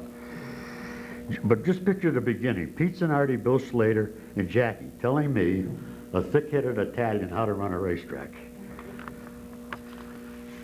They were a handful, but it was their enthusiasm and dedication that got Stafford off and running. With a team like that, I couldn't fail. I feel just as confident today about the future of Stafford. I have retired, but I have Mark, Robbie, Jackie, and Lisa taking care of things now. And as long as they don't listen to me, they'll do just fine. There's so many stories I can tell you about Stafford. I remember one night, it was one of those nights. There was a full moon. I was in the infield. The state police who ran things at the time were giving me a fit about the time. We were running late. The bathrooms were flooded. We were on about the 10th restart for lap 2, and most of every driver and owner there that night made it their personal duty to come up to me and discuss my ancestry. Then someone comes running up to me all excited and says, Bill Slater is on the phone. So I go over to Hardwire, and Bill is yelling on the phone, oh my God, there's a bomb under the stands, there's a bomb under the stands. You know the way Bill talks. So I thought for a minute and I said, Bill, that's about the best news I heard all night. And it was. I also remember another night. I was in the office after a very controversial finish.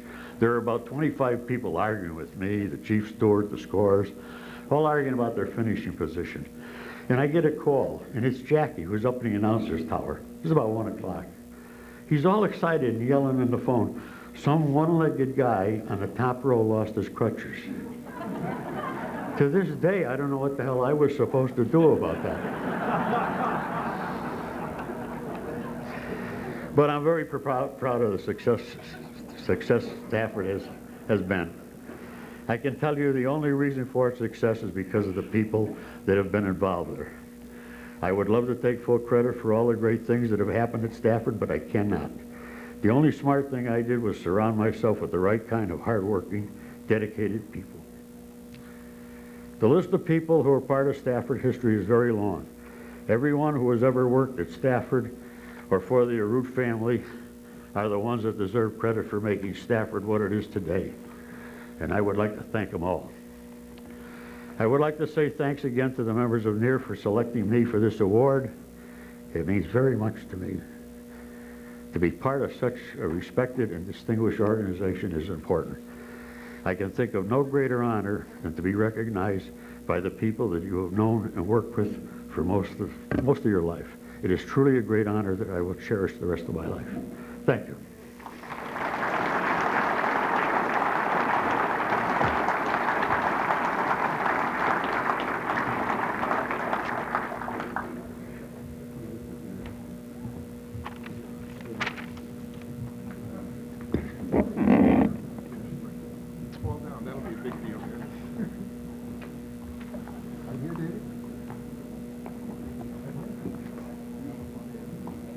Wait a minute, I belong on the left with Dr. Rowe.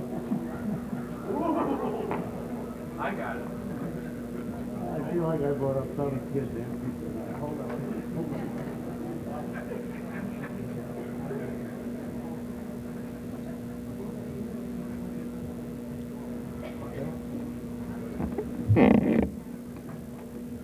Remember the day I started work at Stafford, and Jack says, there's only two kinds of people allowed to work here. He says, past racing champions and people whose names end in a vowel. Party, Zanardi, Pasacco, Massaro, Scambato. It's a good thing Y is sometimes a vowel. But when I started at Stafford and we hit the ground for that first race, it was like nothing I'd ever seen before or since. What a great place. What a great family.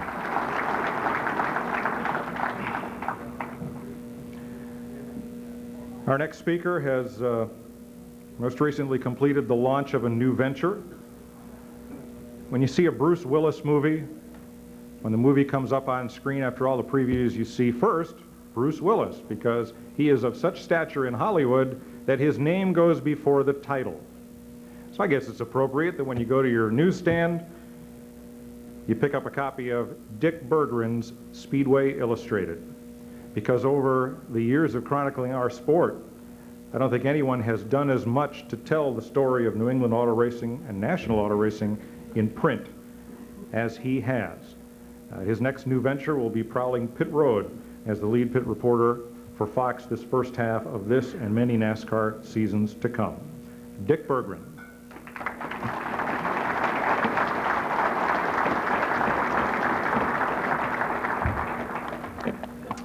Thanks, Mike. We're all, I think, very fortunate to be here this afternoon. It's a very special time when the NEAR group gets together for another Hall of Fame. It's a privilege to be among champion race drivers and the sports personalities and our many friends. Of those in this room this afternoon, however, few are as fortunate to attend as Art Russo. Now deep in his 70s, much of Art's racing was done in the sport's most dangerous days and nights. His was a time when, at the beginning of the season, drivers looked around at each other and they sort of wondered how many of them would still be around at the end of the year. He drove big cars and midgets without even a roll bar. Never mind a wing, never mind a roll cage, not even a roll bar. With oversized wire wheels holding primitive narrow tires, he sat bolt upright in those things and with no fear whatsoever tossed those cars sideways into the corners of dusty, rutty dirt tracks that were dangerous beyond all reason. If there was fear, it would have been justified, but instead, he displayed extraordinary courage. He can tell you about many races in which he competed where men died. He can tell you about his own collection of injuries, about being upside down at Westboro and Langhorne in cars that had no roll bar. His niece, Deborah Russo, who's here today sitting over at the table, called him Uncle Boo Boo. Guess why? Art's brother Vic remembers running to accidents in which Art was involved, fearing the worst and getting there to the overturned car and to hear Art underneath screaming, "Will you get this damn thing off me?" When he broke his leg, Art just drove anyway, stuck the cast outside. You see that number 621 outside? That was his, and with a broken leg, he just stuck the left leg right outside. Track officials said, "You can't do that," so Art cut the cast off and raced anyway. His times were extraordinarily dangerous. One day at Keene, Art qualified Jimmy Goodwin's big car. It was Goodwin's wedding anniversary, so he could be forgiven for having missing qualified. Later in the day, Goodwin arrived, jumped in the car, and in a few laps, he was gone, pierced with a piece of lumber, and that one made a huge impression on Art Russo. At the Athol Fairgrounds, coming down for the start, Art took another tumble. When the accident was over, his crew looked at him and they said, "You got to go to the hospital, man, you are hurt." But Art said, "No, there's a race to run, and we're going to run the race first." And run it he did, and win it he did, and then he let the crew take him off to the hospital for a little medical attention. At Keene, after many drivers were hurt by a horse fence rail that ran around the racetrack, under the cover of darkness, Art Russo and other big car drivers snuck into the speedway with hammers and wrecking bars and tore that wall down with their bare hands. If courage is the mark of an athlete, Art Russo is a great athlete. When stock cars became popular, Art drove them, achieving enormous success at Stafford Springs Speedway on both the half mile, and did you know there was a little quarter-mile paved track in the infield, and he succeeded with that one too. At Riverside Park, he drove Bob Oliver's number 10 V8 Buick to the head of the point standings. At the Cheshire Fairgrounds in Keene, he won in that cut-down number 621 that's outside, the car that Peter von Snydern has so carefully and lovingly replicated. He won for Pete Galker, the Granite State Auto Body, Bob Oliver, his brother, and so many others. As a driver, Art Russo was exceptionally smooth. The cars he drove never jerked or abruptly changed their direction. Smooth is fast. That's the best way to do it, and Art Russo was clearly one of the very best. He was a gentleman when rough and tumble times favored tough guys instead. I've never, ever, not once, heard a person say an unkind word about Art Russo. Part of his popularity was that he's always been a nice guy, a man for whom a joke is part of every day and a smile is part of every hour. There are so many Art Russo stories at Keene when a huge rut ripped the left front wheel and backing plate assembly off his stock car. Art won on 3 wheels. And there was one hell of a fight afterwards, let me tell you, because the guys he beat, well, they thought 4 wheels. You got to have 4 wheels. It's got to be against the rules to win with only 3. And some other people said, well, he can't possibly have had brakes. And we've got a rule that says you've got to have brakes. And they argued and they fought. And what really happened that day was that Art Russo had driven that car so well that on 3 wheels, when he'd get into the corners, he'd just pitch it, pick the left front wheel off the racetrack, and that's how he managed to get through the ruts without tipping it over. I was there that day. I saw it happen. Rainey Charland was there that day. He can tell you about it. Ernie Gahan was there that day. He can tell you about it. Art beat them both. In fact, if you ask Rainey, how courageous are you? If you ask Rainey, he'll tell you how good Art Russo was, and he'll tell you of the bitter rivalry that existed between 2 Frenchmen, each of whom thought that the day's feature belonged to him. In his day, Art Russo was the headliner, star of the show. At Stafford, when they ran advertising for the stock car races, every ad carried the picture of Art's number 621. At Keene, when the promoter wanted to advance an upcoming big car show, he brought in Art's white number 20, and fans saw an incredible performance. Engine roaring, dirt flying off the rear wheels. Art simply danced with that car, hauling it through the corners at flat-out speed. A couple of years ago, the late Vic Girardi asked Art to drive the A.J. Foy Championship car at the Vintage Meet in New Hampshire. If you were there that day, you saw that car driven as beautifully as it could have been by Foyt at his prime in his 30s. It was, however, driven considerably faster than Mr. Girardi had instructed Mr. Russo to drive it. But that's Art, too. Art never knew what a speed limit was. Years earlier, when the big cars had come to Essex Junction, Vermont, Art was driving an underpowered four-port Riley. The hottest driver of the year at the time was Joey Chitwood. He had all the finest equipment. Art's stuff just wasn't even close to being able to keep up. The race ended that day with Chitwood winning and Art Russo finishing second. And Art's brother Vic told me last week that he'll never forget Joey Chitwood getting out of his car and going over to Art Russo and telling him that he was the best race car driver he'd ever seen. Quite a compliment from the touring champion. As was too often the case with stars from the 40s, 50s, and 60s, nobody kept records of Art's wins and his championships. His brother Harvey wound up with many of the trophies, and at one time there were 68 of them in Harvey's basement. They're all gone now, given away. In Art's day, trophies were only awarded to people who won major events, not for second or third, or not for the regular weekend race.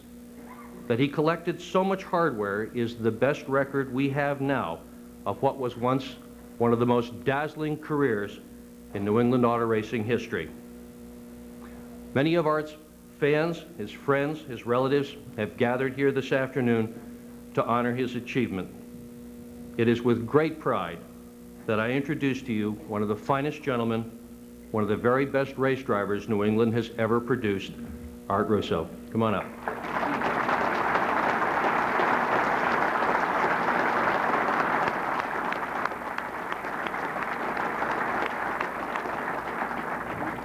Now, Art's got a little bit of laryngitis, so he asked me if we could just do a brief interview here. What does this mean to you, Art, to win this? It means the whole world. Let's say it right in the microphone. I just would like to say that this has been the most momentous. Right in the microphone. Oh, I got to talk to you. I just say that it's unbelievable, and I'm so proud and happy, and I think this is the greatest group of people in this sport that I've ever met in my life, and I've enjoyed it immensely. I love you all, and I hope you're all the best. Thank you very much. Thank you. Great. Great job. Thank you.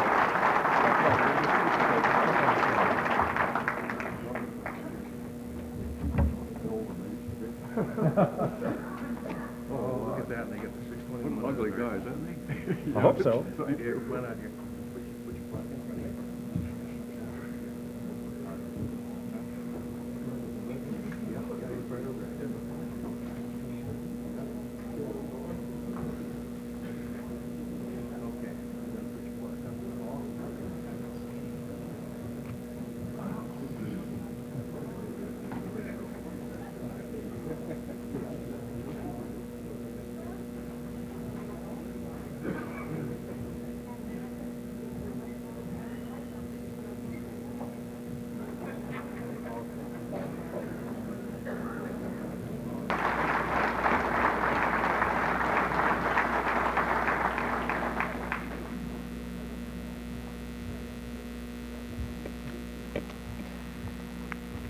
You folks are about to understand why it is that I follow auto racing in a print medium.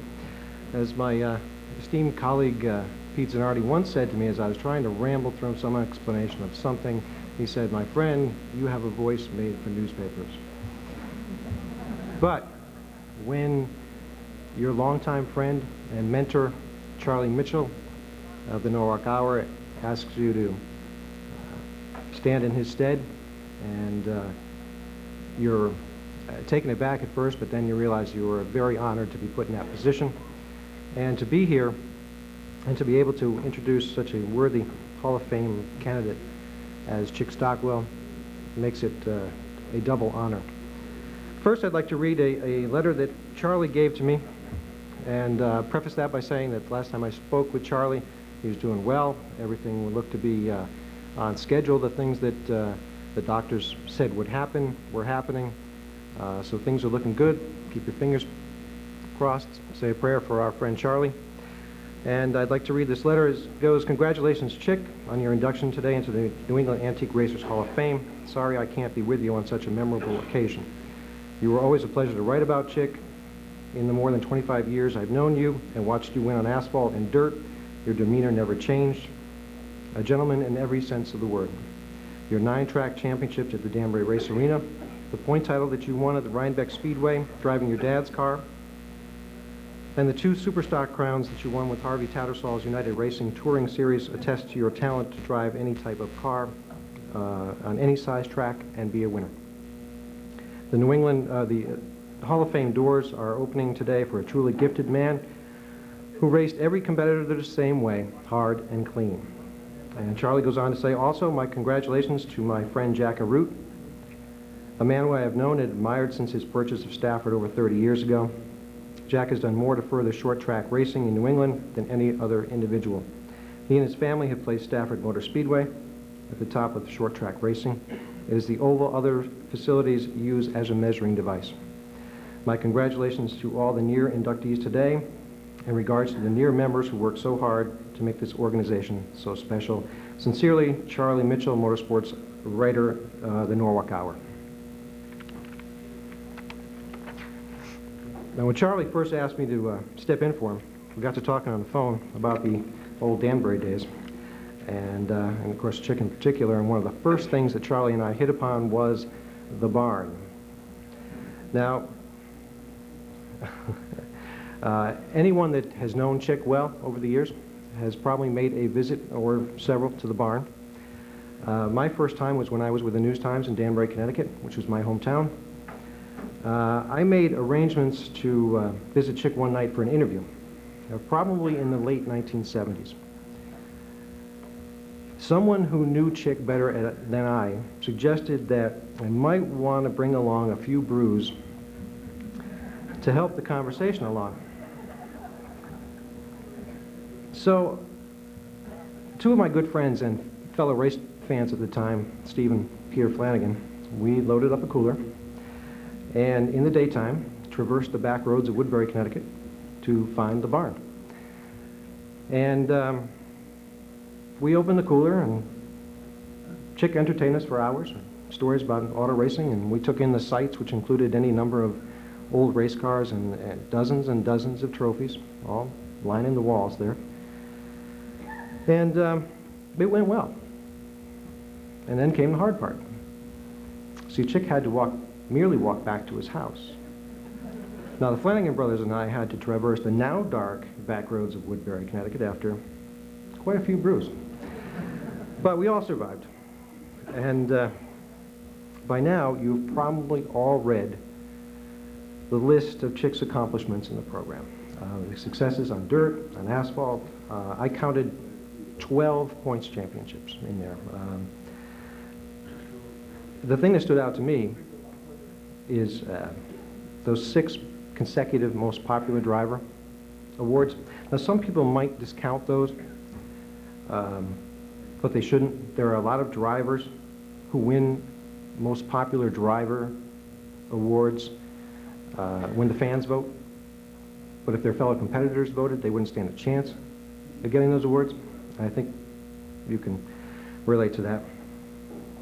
And over the years, I remembered and reported on any number of controversies at the race arena. I mean, it was just, every Saturday night was had some sort of boiling point.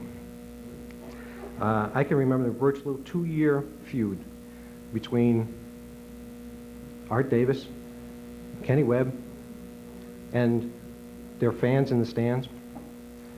I remember Lou Funk Jr. and bringing that Chrysler kit car in, and that was the fodder for a lot of arguments. And then there was this LaJoy guy who always seemed to be getting into it with the club officials. But the one thing you never heard anybody, that you never heard of, was anybody having a serious beef with Chick Stockwell. And with all those championships and feature victories, that's really saying something. I'm sure you can imagine any number of drivers nowadays who wouldn't hesitate to burn more than a few bridges, given the monetary rewards and the publicity, to win a track championship, let alone 9 of them. Any race arena recollections that I have, I sometimes filter them through Bones Stevens, and I sort of blame Bones and for getting me into this a bit. Because when I was growing up, my next-door neighbor, Jeff George, was a big Bones Stevens fan, and when Jeff got his license, he would drive us up to New Fairfield every Saturday afternoon to wax whatever car Bones was driving that year. And my particular favorite, and you had to see it, was a Cadillac. So I asked Bones about racing with Chick, and he said it was very educational. He was a person that would help you as much as he would race with you. He was a kind of casual, just kept on driving, didn't bother anybody. He was just a low-key, regular guy, a friend to everybody. He was smooth and consistent, and fast. He made time just by being so smooth. Where guys would be really struggling with their cars, he just drove around the racetrack. He didn't have to slow down for the corners like the rest of us. Any great champion needs a great rival. For Chick at the race arena, probably toward the end of, it would have to be fellow near Hall of Fame driver Don LaJoie. Oddly, Donnie used Chick as a driving role model. What worked for Chick wound up working for Donnie. So I called Don a couple weeks ago and we got to talking about this, and he told me that I was in the grandstand and watched Chick race as a spectator, and I saw him on dirt and on asphalt. And I tell you, I enjoyed his driving, his cleanliness, all his moves, they were smooth. I decided that when I started driving, that he was going to be my idol, and I was going to try to drive like him, not like a bull in a china closet. And I'll put in my own here. It would be easy to be a bull in a china cabinet at Danbury without even trying. This is the place where, toward the end, when the cars got so fast and the walls were so low that they often left the field of play, shall we say, and wound up in the pits just off the 4th turn.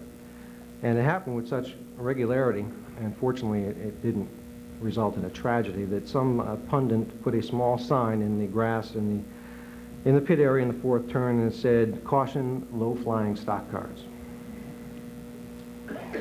So Donnie went on to say that there were a lot of us who were a little wild, and some of us who stayed wild and never grew out of it. Chick was very, very friendly, never outspoken, not like I was when I would get in trouble with the club. Very seldom was he ever put in that position. He won the race fair and clean, and that was it. I don't even remember having a tough time or argument with Chick, and I know I've had my disputes with others quite a few times. And Donnie summed it up by saying he was a nice person, and he's still a nice person. And today, this nice guy and great, great driver goes into the New England Antique Racers Hall of Fame. Ladies and gentlemen, Chick Stockwell.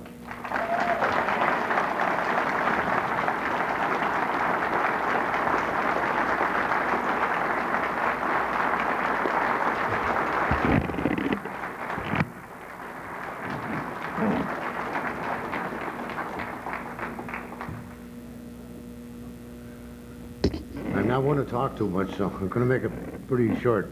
I just want to thank everybody for here and everybody for having us here, and I want to thank mainly my pit crews for sticking with me for so long, especially in the real early days. Thank you, everybody.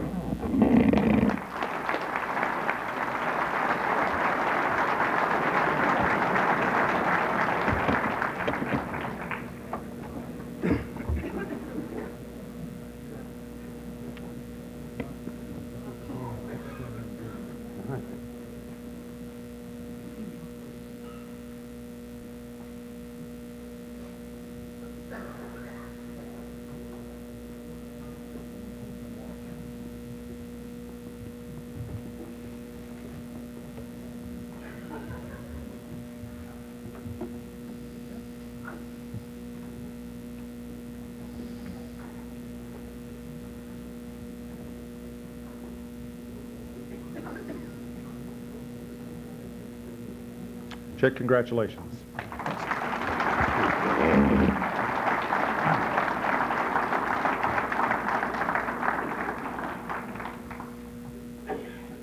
Our next speaker's racing affliction, or addiction, started out in the grandstands of Plainville Stadium, and then to the pits, and then he took up pen, pencil, or crayon, and began writing for racing trades such as Speedway Scene. He is now a senior editor of Dick Berggren's Speedway Illustrated, has just completed How Could We Put This in Print book on the life and times of racing safety pioneer Bill Simpson, and his next effort will come out this fall, and it will be a similar tell-all, let the pages fall where they may book, on one of America's hottest racing stars, Tony Stewart.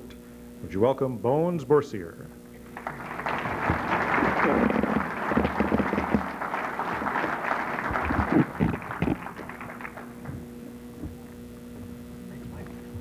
Thank you, Mike. 25 years ago, back when he might have been the most interviewed man in New England stock car racing, Bugsy Stevens was fond of telling reporters that the real stars of the sport were not the drivers, but the mechanics. The best jockey in the world can't win, Stevens used to say, if he's not riding a good horse. I still think Bugsy was being modest when he said that. Drivers like him and Billy Greco and Ollie Silva, in other words, like all the Hall of Famers here today, not to mention guys like Eddie Flemke and Richie Evans and Fats Caruso and the rest who are no longer with us, were more than just jockeys.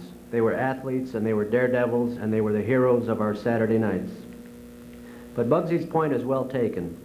Every now and then, along comes a guy with a special talent for grooming the kind of good horse that every race-driving jockey loves to ride. Today, we induct into this Hall of Fame such a man.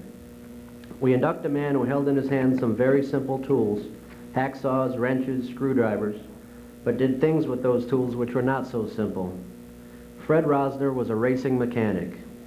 He was a racing mechanic in the days when being a racing mechanic carried more responsibility than that same job carries today. These days, a lot of the people who call themselves mechanics are more like parts handlers. They unbolt a used part and replace it with a new one. For most of Freddie Rosner's career, being a racing mechanic meant being a fabricator and a welder and a backyard engineer. If something didn't fit, you made it fit. Today's racing mechanics know all about mail-order catalogs and speed shops because that's where the parts are. Well, if you wanted to be a racing mechanic in 1949, when Freddie got started at the tender age of 14, you had to know about junkyards because that's where the parts were. It was an era which demanded innovation and produced some amazing tales. In December of 1969, this man Rosner, like every racer in every off-season since the beginning of time, was looking for sponsorship for the following year. He put together a resume of his accomplishments to that point, and when you read it today, every page invites you to step back into a colorful period in stock car racing history. For instance, the resume tells us that in 1959, Rosner went to Daytona with a 37 Ford sedan whose engine was set back 30 inches from its stock location.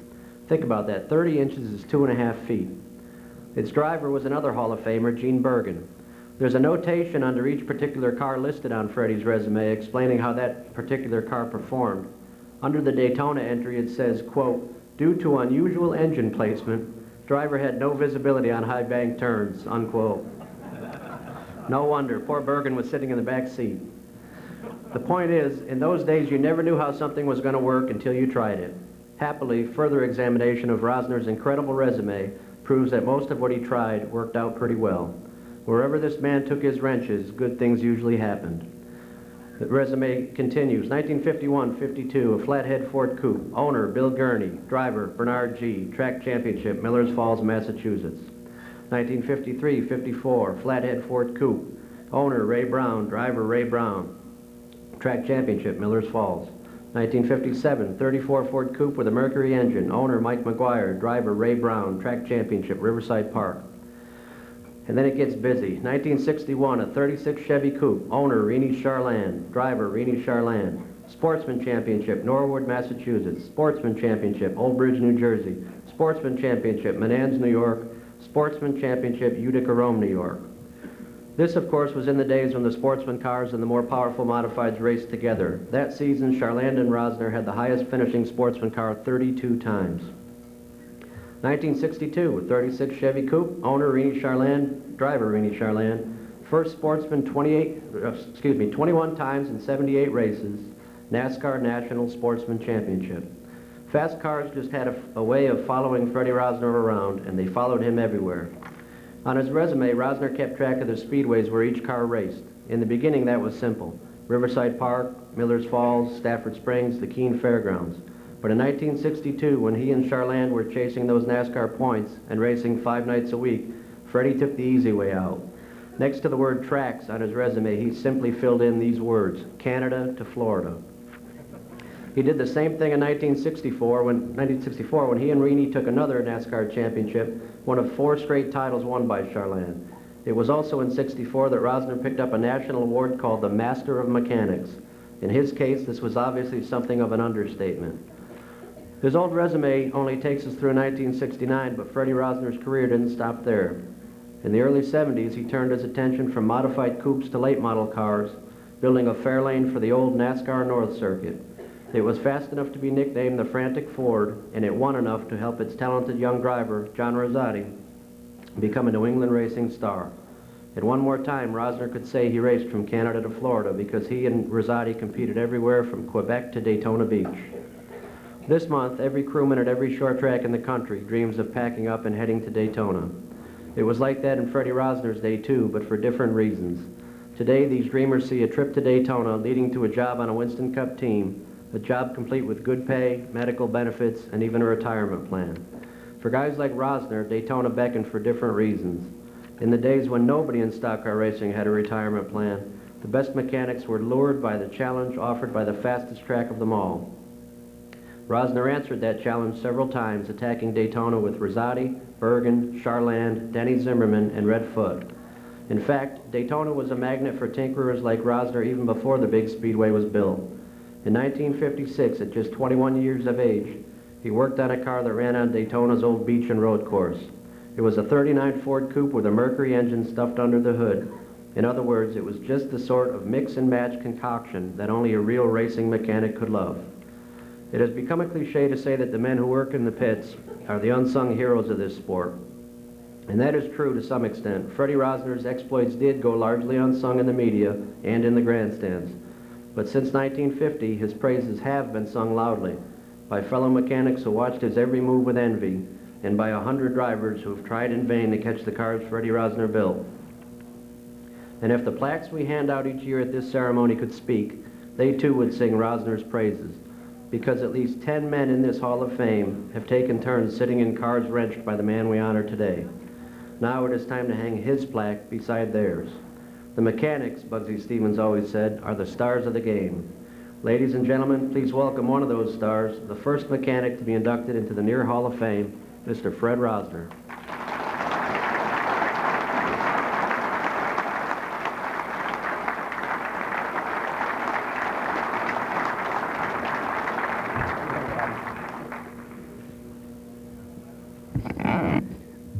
This is quite an honor to be the first mechanic to be inducted into this organization, along with the drivers that are already in this, that have won Daytona, Talladega, Winston short track championships, modified championships. It's just a super honor to be along with those guys, something I never thought that would ever enter my mind that would happen, you know, that I did this for the enjoyment, the love of the racing. There's a few people that are along the way that probably I should thank more than others.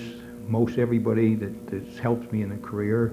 But Charlie Blair, the first guy that ever went to the races with at Stafford Springs on a little quarter-mile asphalt that was in the infield that probably a lot of you don't remember. John Rosati Sr. was a big influence in the thing. Bob Johnson, Randy LaJoy, those are the guys that have helped me get along this thing. It's been a big learning experience with working with a lot of drivers, you know. It doesn't sound like that I had a job very long because of so many drove different cars, but Nira and the group that inducted everybody in this, thank you all.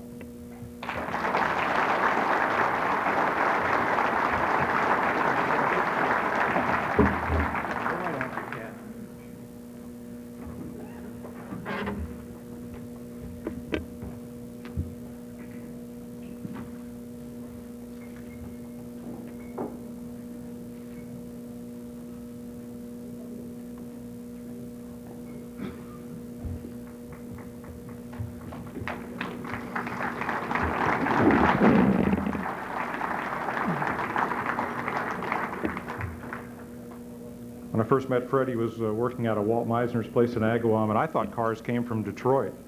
I had no idea what could be built from a pile of steel and scrap and leftover this and that, and could just go so fast. Congratulations, Freddie. A couple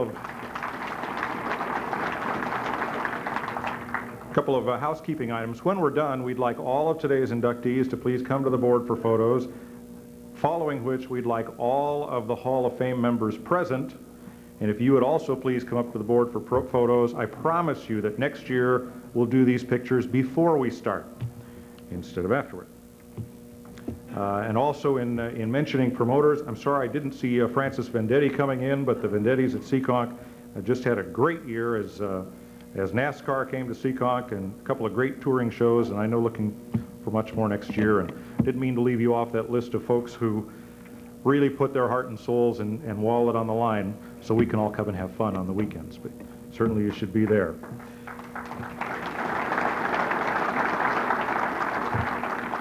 And that brings us to the white flag lap. Our final speaker, you've seen on ABC Sports and such a diverse events as the Indianapolis 500 and the Rose Bowl Parade and a lot of different things in between.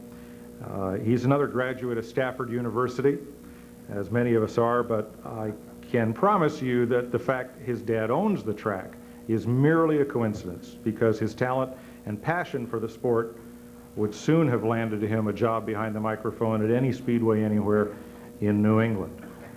And he went on to Daytona and then to ABC. And tonight, if you're driving home late this evening, you'll catch him on ESPN Radio, where he does a weekly stint as well. Would you welcome, please, Jack Arute.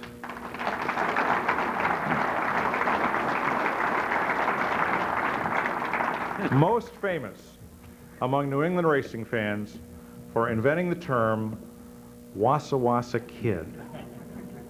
To this day, nobody knows what it means. I was going to ask, but nope. Let's see, there was Leo the Lion, the Frito Bandito, the Wassa Wassa Kid, and then as my father so euphemistically referred to you and I, is Huey and Dewey.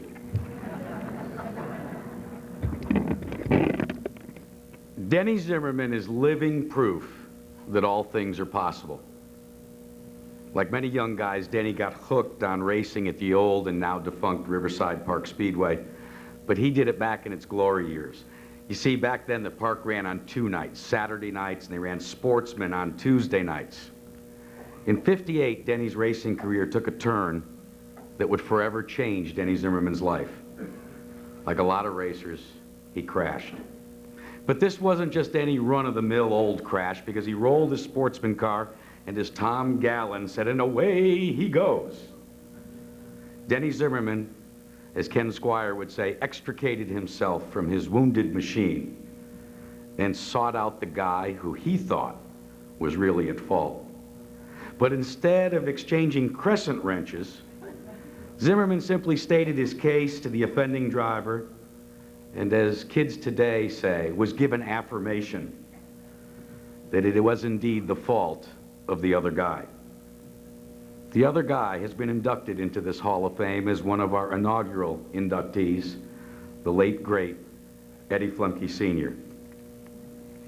From that meeting grew a friendship and a mentoring that took a young Denny Zimmerman from Riverside Park to Manassas, Virginia, to Old Bridge, New Jersey, to Daytona Beach, Florida, and yes, eventually, to a passion that we both share, the Indianapolis Motor Speedway. Flemke and Zimmerman, you see, comprised 2/3 of what were called the Eastern Bandits. Together with Rennie Charland, these bandits would run up and down the eastern seaboard and more often than not would beat the hometown heroes and chuckle as they got the payoff, in cash, by the way, from the local promoter and took it back here to New England.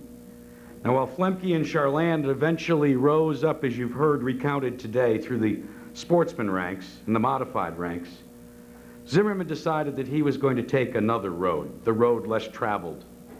He captured the United Racing Club Sprint Car Rookie of the Year title in 1966. You see, much the same as Pete Zanardi said, that I was brought up with an abiding passion for open wheels. Well, Denny Zimmerman possessed the same dream. Now, for some, winning the URC title would have been sufficient.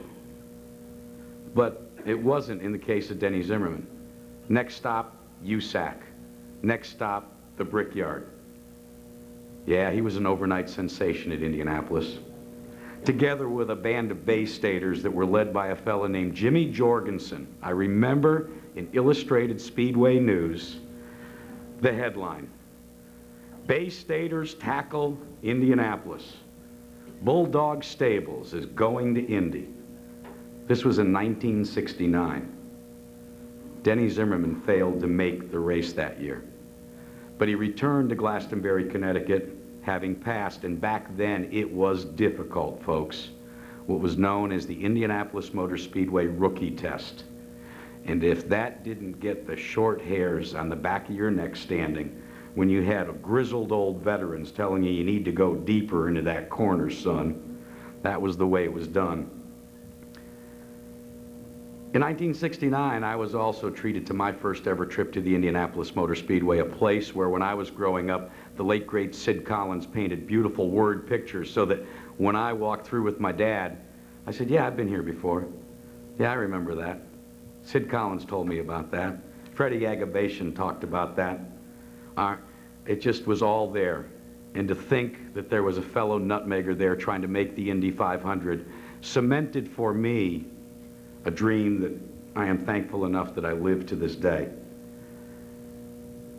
In 1970, Zimmerman returned to the Brickyard, but this time it was with a car called the Navarro Engineering America number 50. You remember that one, Denny?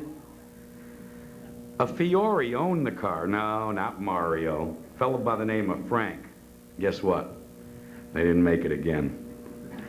No problem. 1971, third time the charm. Connecticut finally had a representative in the Indianapolis 500 field, and his name was Denny Zimmerman. Again, it was a Fiore car, the Frank J. Fiore Enterprises Special, a rear-engine Volstead Offie. This cat qualified on the inside of the 10th row, 28th, but with a shoestring budget and an iron will, he soldiered home to 8th position. The following night, they hold a banquet, and it is probably the most impressive awards banquet to this day that is held in motorsports. That night, Al Unser Sr. posed with the Borg Warner Trophy after winning his second consecutive Indy 500. But I will never forget reading in the Hartford Times the fact that Denny Zimmerman had also accepted the title of Indy 500 Rookie of the Year at that same banquet, and a check for $10,000. And if you listened, and you listened really carefully, you could hear the echoes of cheers all the way from Speedway, Indiana, right back here to New England. I know one guy smiled. His name, Eddie Flemke. You got to remember, Steady Eddie, any of us that knew him, seldom showed his emotions. But this time there was no hiding the pride that Flemke felt for this kid from Glastonbury. Just a year earlier, it was Pete Hamilton in Daytona. Now, another one of his proteges had accomplished what many of us only dreamed about. For a young kid like me, having been born and bred on the heritage and the history and the traditions of the Indianapolis 500, Denny Zimmerman's Indy 500 accomplishment was a milestone that is to this day forever embedded in my memory. His perseverance taught me a valuable lesson. It taught me what my father tried for so many years to convince me of, and I thought, yeah, right, what do you know? You're an old fart. If you are prepared to sacrifice, if you want something bad enough, you can get it. Dreams do come true. Oh yeah, Denny returned to Indy one more time in '72. Lo and behold, he qualified 28th again. Once again, he was poised to score a top 10 finish, and then the offie in his Coyote car expired, and the Bryant heating and cooling car completed but 116 laps. To this day, if you're ever fortunate enough to go to the Indianapolis Motor Speedway, there is a Hall of Fame and museum between the short chutes of turns 1 and 2. Go through the tunnel and walk into the antechamber, and there is a sign there that lists every single driver that has ever competed in the fastest field of 33. What is known as the biggest, greatest spectacle in racing, the Indianapolis 500. Go there and you will see Denny Zimmerman's name penned there twice. Then walk inside and walk past the Marmon Wasp, and you think about Ray Haroon. Go all the way down to the end, and once again, Denny Zimmerman's name is there on the list of Indy 500 Rookies of the Year. I lost track of Denny Zimmerman a long time before I eventually made it to Indy in a working capacity.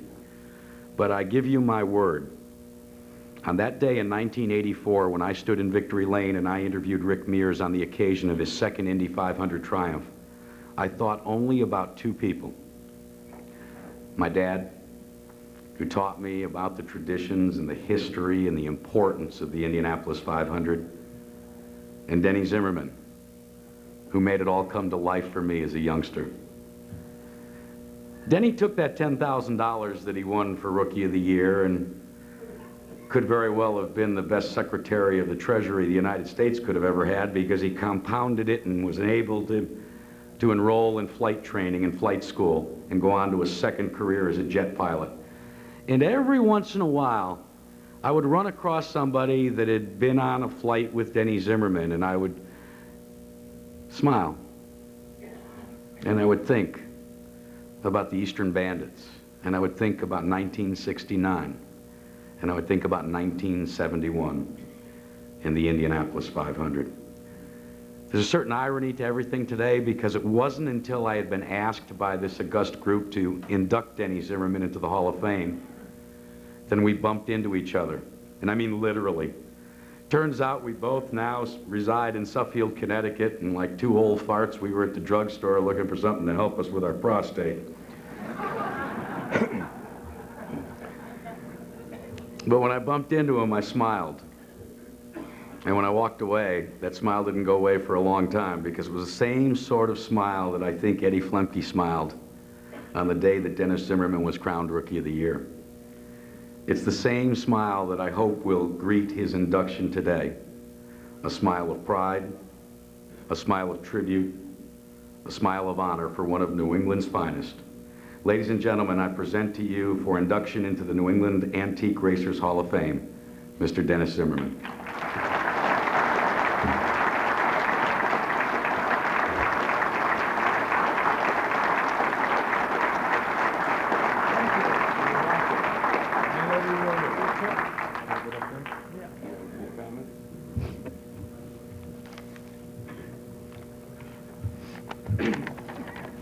Oh, you got big print here.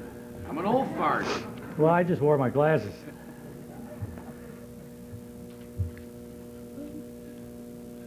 I'd like to thank the members of the selection committee and the other members of the Hall of Fame and the fans. And I'd like to thank Jack. That was a great introduction. It's been 27 years since I've been in a race car, and you still remember me. Wow. What an honor. I'll cherish this for the rest of my life, believe me. I'd like to use this opportunity to thank all of the people who helped me along the way, even the ones that helped me into the wall once in a while. Really, there were lots of folks that helped car owners, mechanics, drivers who let me use their garage, folks who let me stay in their homes, because I was so focused on racing, I never thought to thank them properly. So to all of you out there, wherever you are, thank you. As you probably know, and Jack stole some of my speech. As you probably know, the one person that helped me the most was Eddie Flemke. I always had confidence that I could do well, but I wasn't always sure how to go about it. Eddie helped to fill that void. And let me tell you how I met Eddie. I didn't walk over to him right after that because I went to the hospital. But it was my second year at Riverside Park. It was at the end of the backstretch, and Eddie came charging out of the infield. I ran over his right front with my left rear. Oops. I spent the night in the hospital, and incidentally, I was in a bed next to Ed Patnaud. He was in there for a hernia operation. We had a lot to talk about. Thanks again to Johnny Georgitis. That night, he picked up the pieces, towed my car home, and the next day, he rescued me out of the hospital. I considered that just a racing accident, but it turns out that it was really a gift. We became friends, and Eddie really helped me in the early stages of my career, and then after that, too. Eddie enjoyed helping folks, everybody. He helped them set up their cars and give them tips on driving that helped them go faster. I must have been a real challenge for him. When we first started going down south, the Eastern Bandits, it was easy pickings. Folks down there had lots of horsepower, and they'd zoom down the straightaway, but they'd park in the corner, and we blew their doors in. Enter Ed Flemke. True to form, within a year, he had helped them set up their cars, and now it was just as competitive down south as it was in the Northeast. Eddie helped me most, but there were many, many others that helped. And to all of those people, wherever they are, I say thank you. And I have to add here, to all of the different types of race cars that I drove, I have to say that modified stock cars were the funnest. Yeah. Couple of stories. Rainey, you'll remember this, and Freddie Rosner will remember it. This happened at Norwood Arena. There was a racing writer or a newspaper man up there that wanted to go for a ride. I can see Rainey smiling now. It was in a heat race. The guy climbed into Rainey's car, and I don't remember whether you had a seat belt in it or whether he just hung onto the roll bars. Yeah, he just hung onto the roll bars. That's what I figured. Anyway, Rainey started at the back of the pack, and we figured that he was just going to follow the pack around, and if it was easy to pass a car safely, he'd do it. Well, we all stood there with our mouths open because when the green flag dropped, Rainey stood on the gas, and he went charging up through the pack. I don't believe he won it, but he was second or third. He drove just as hard as he would have with nobody in the car. When they got through, Rainey had the normal grin on his mouth, on his face. And the reporter also had a grin, but he was white as a sheet and his knees were shaking. I'm curious, is that reporter here today? Poor guy probably died of a heart attack at an early age. There was one other time. I have to admit that probably this guy picked the right driver to ride with, because Rainey, as long as I've known him, he can run hard, but for some reason he has the uncanny ability to stay out of trouble. So it was a safe ride for the guy. But there was one night that we all piled up, and Rainey was involved in it, and we dusted ourselves off and walked away from the cars, and there's water and fuel leaking out of the cars. Rainey couldn't find a cigar. We all thought he swallowed it. So did he. I just want to say that I'm honored to be included with this great group of racing people up here. And I want to thank the committee again, thank the previous winners, and thank you all for including me in it. Thank you very much.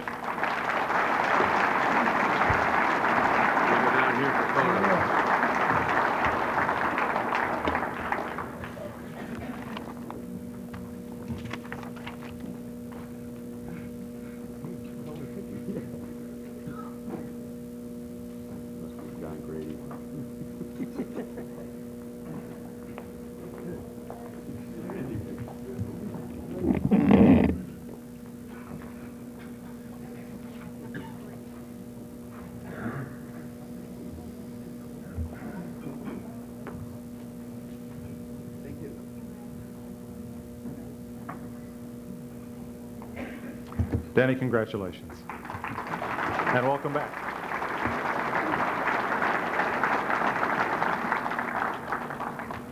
There are now 40 members to the Near Hall of Fame, and we've just gotten started.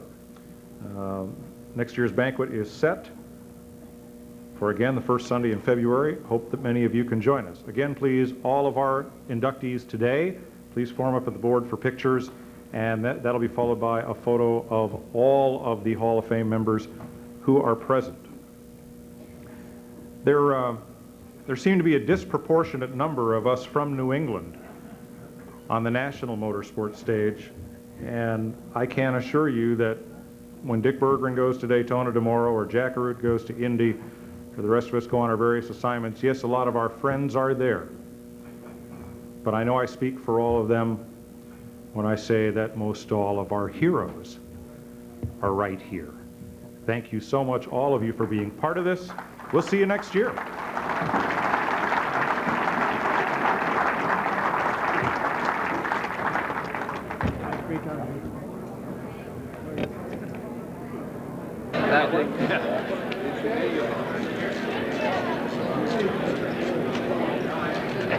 Loosen up, smile.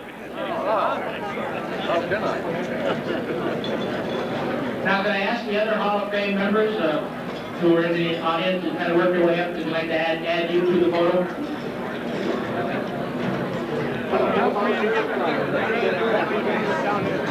I'll sit down there.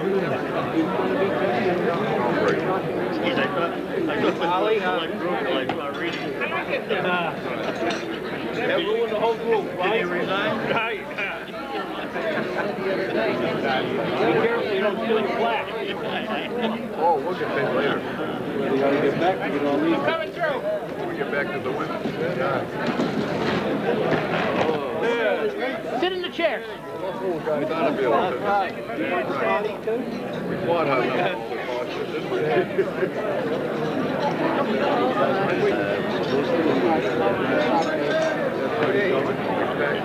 Everybody show. Oh, boy.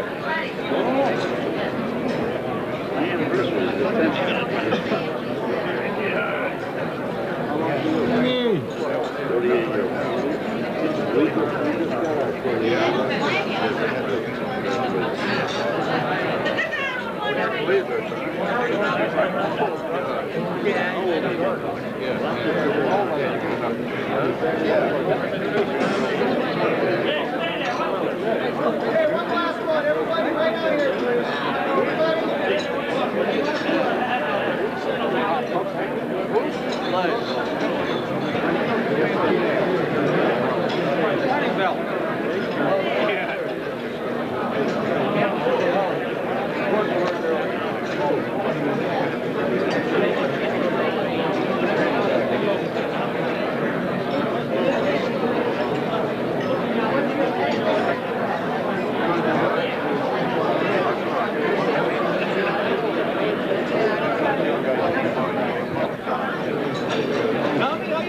What are you talking about? Hey, when are we gonna get paid? Bill, are you gonna be here for a couple?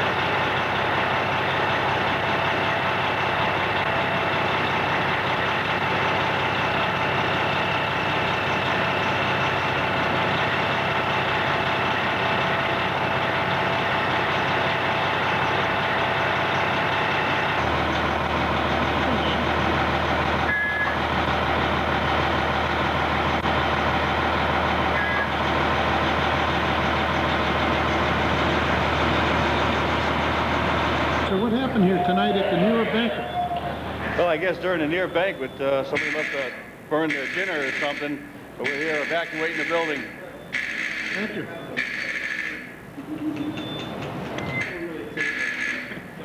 Come on.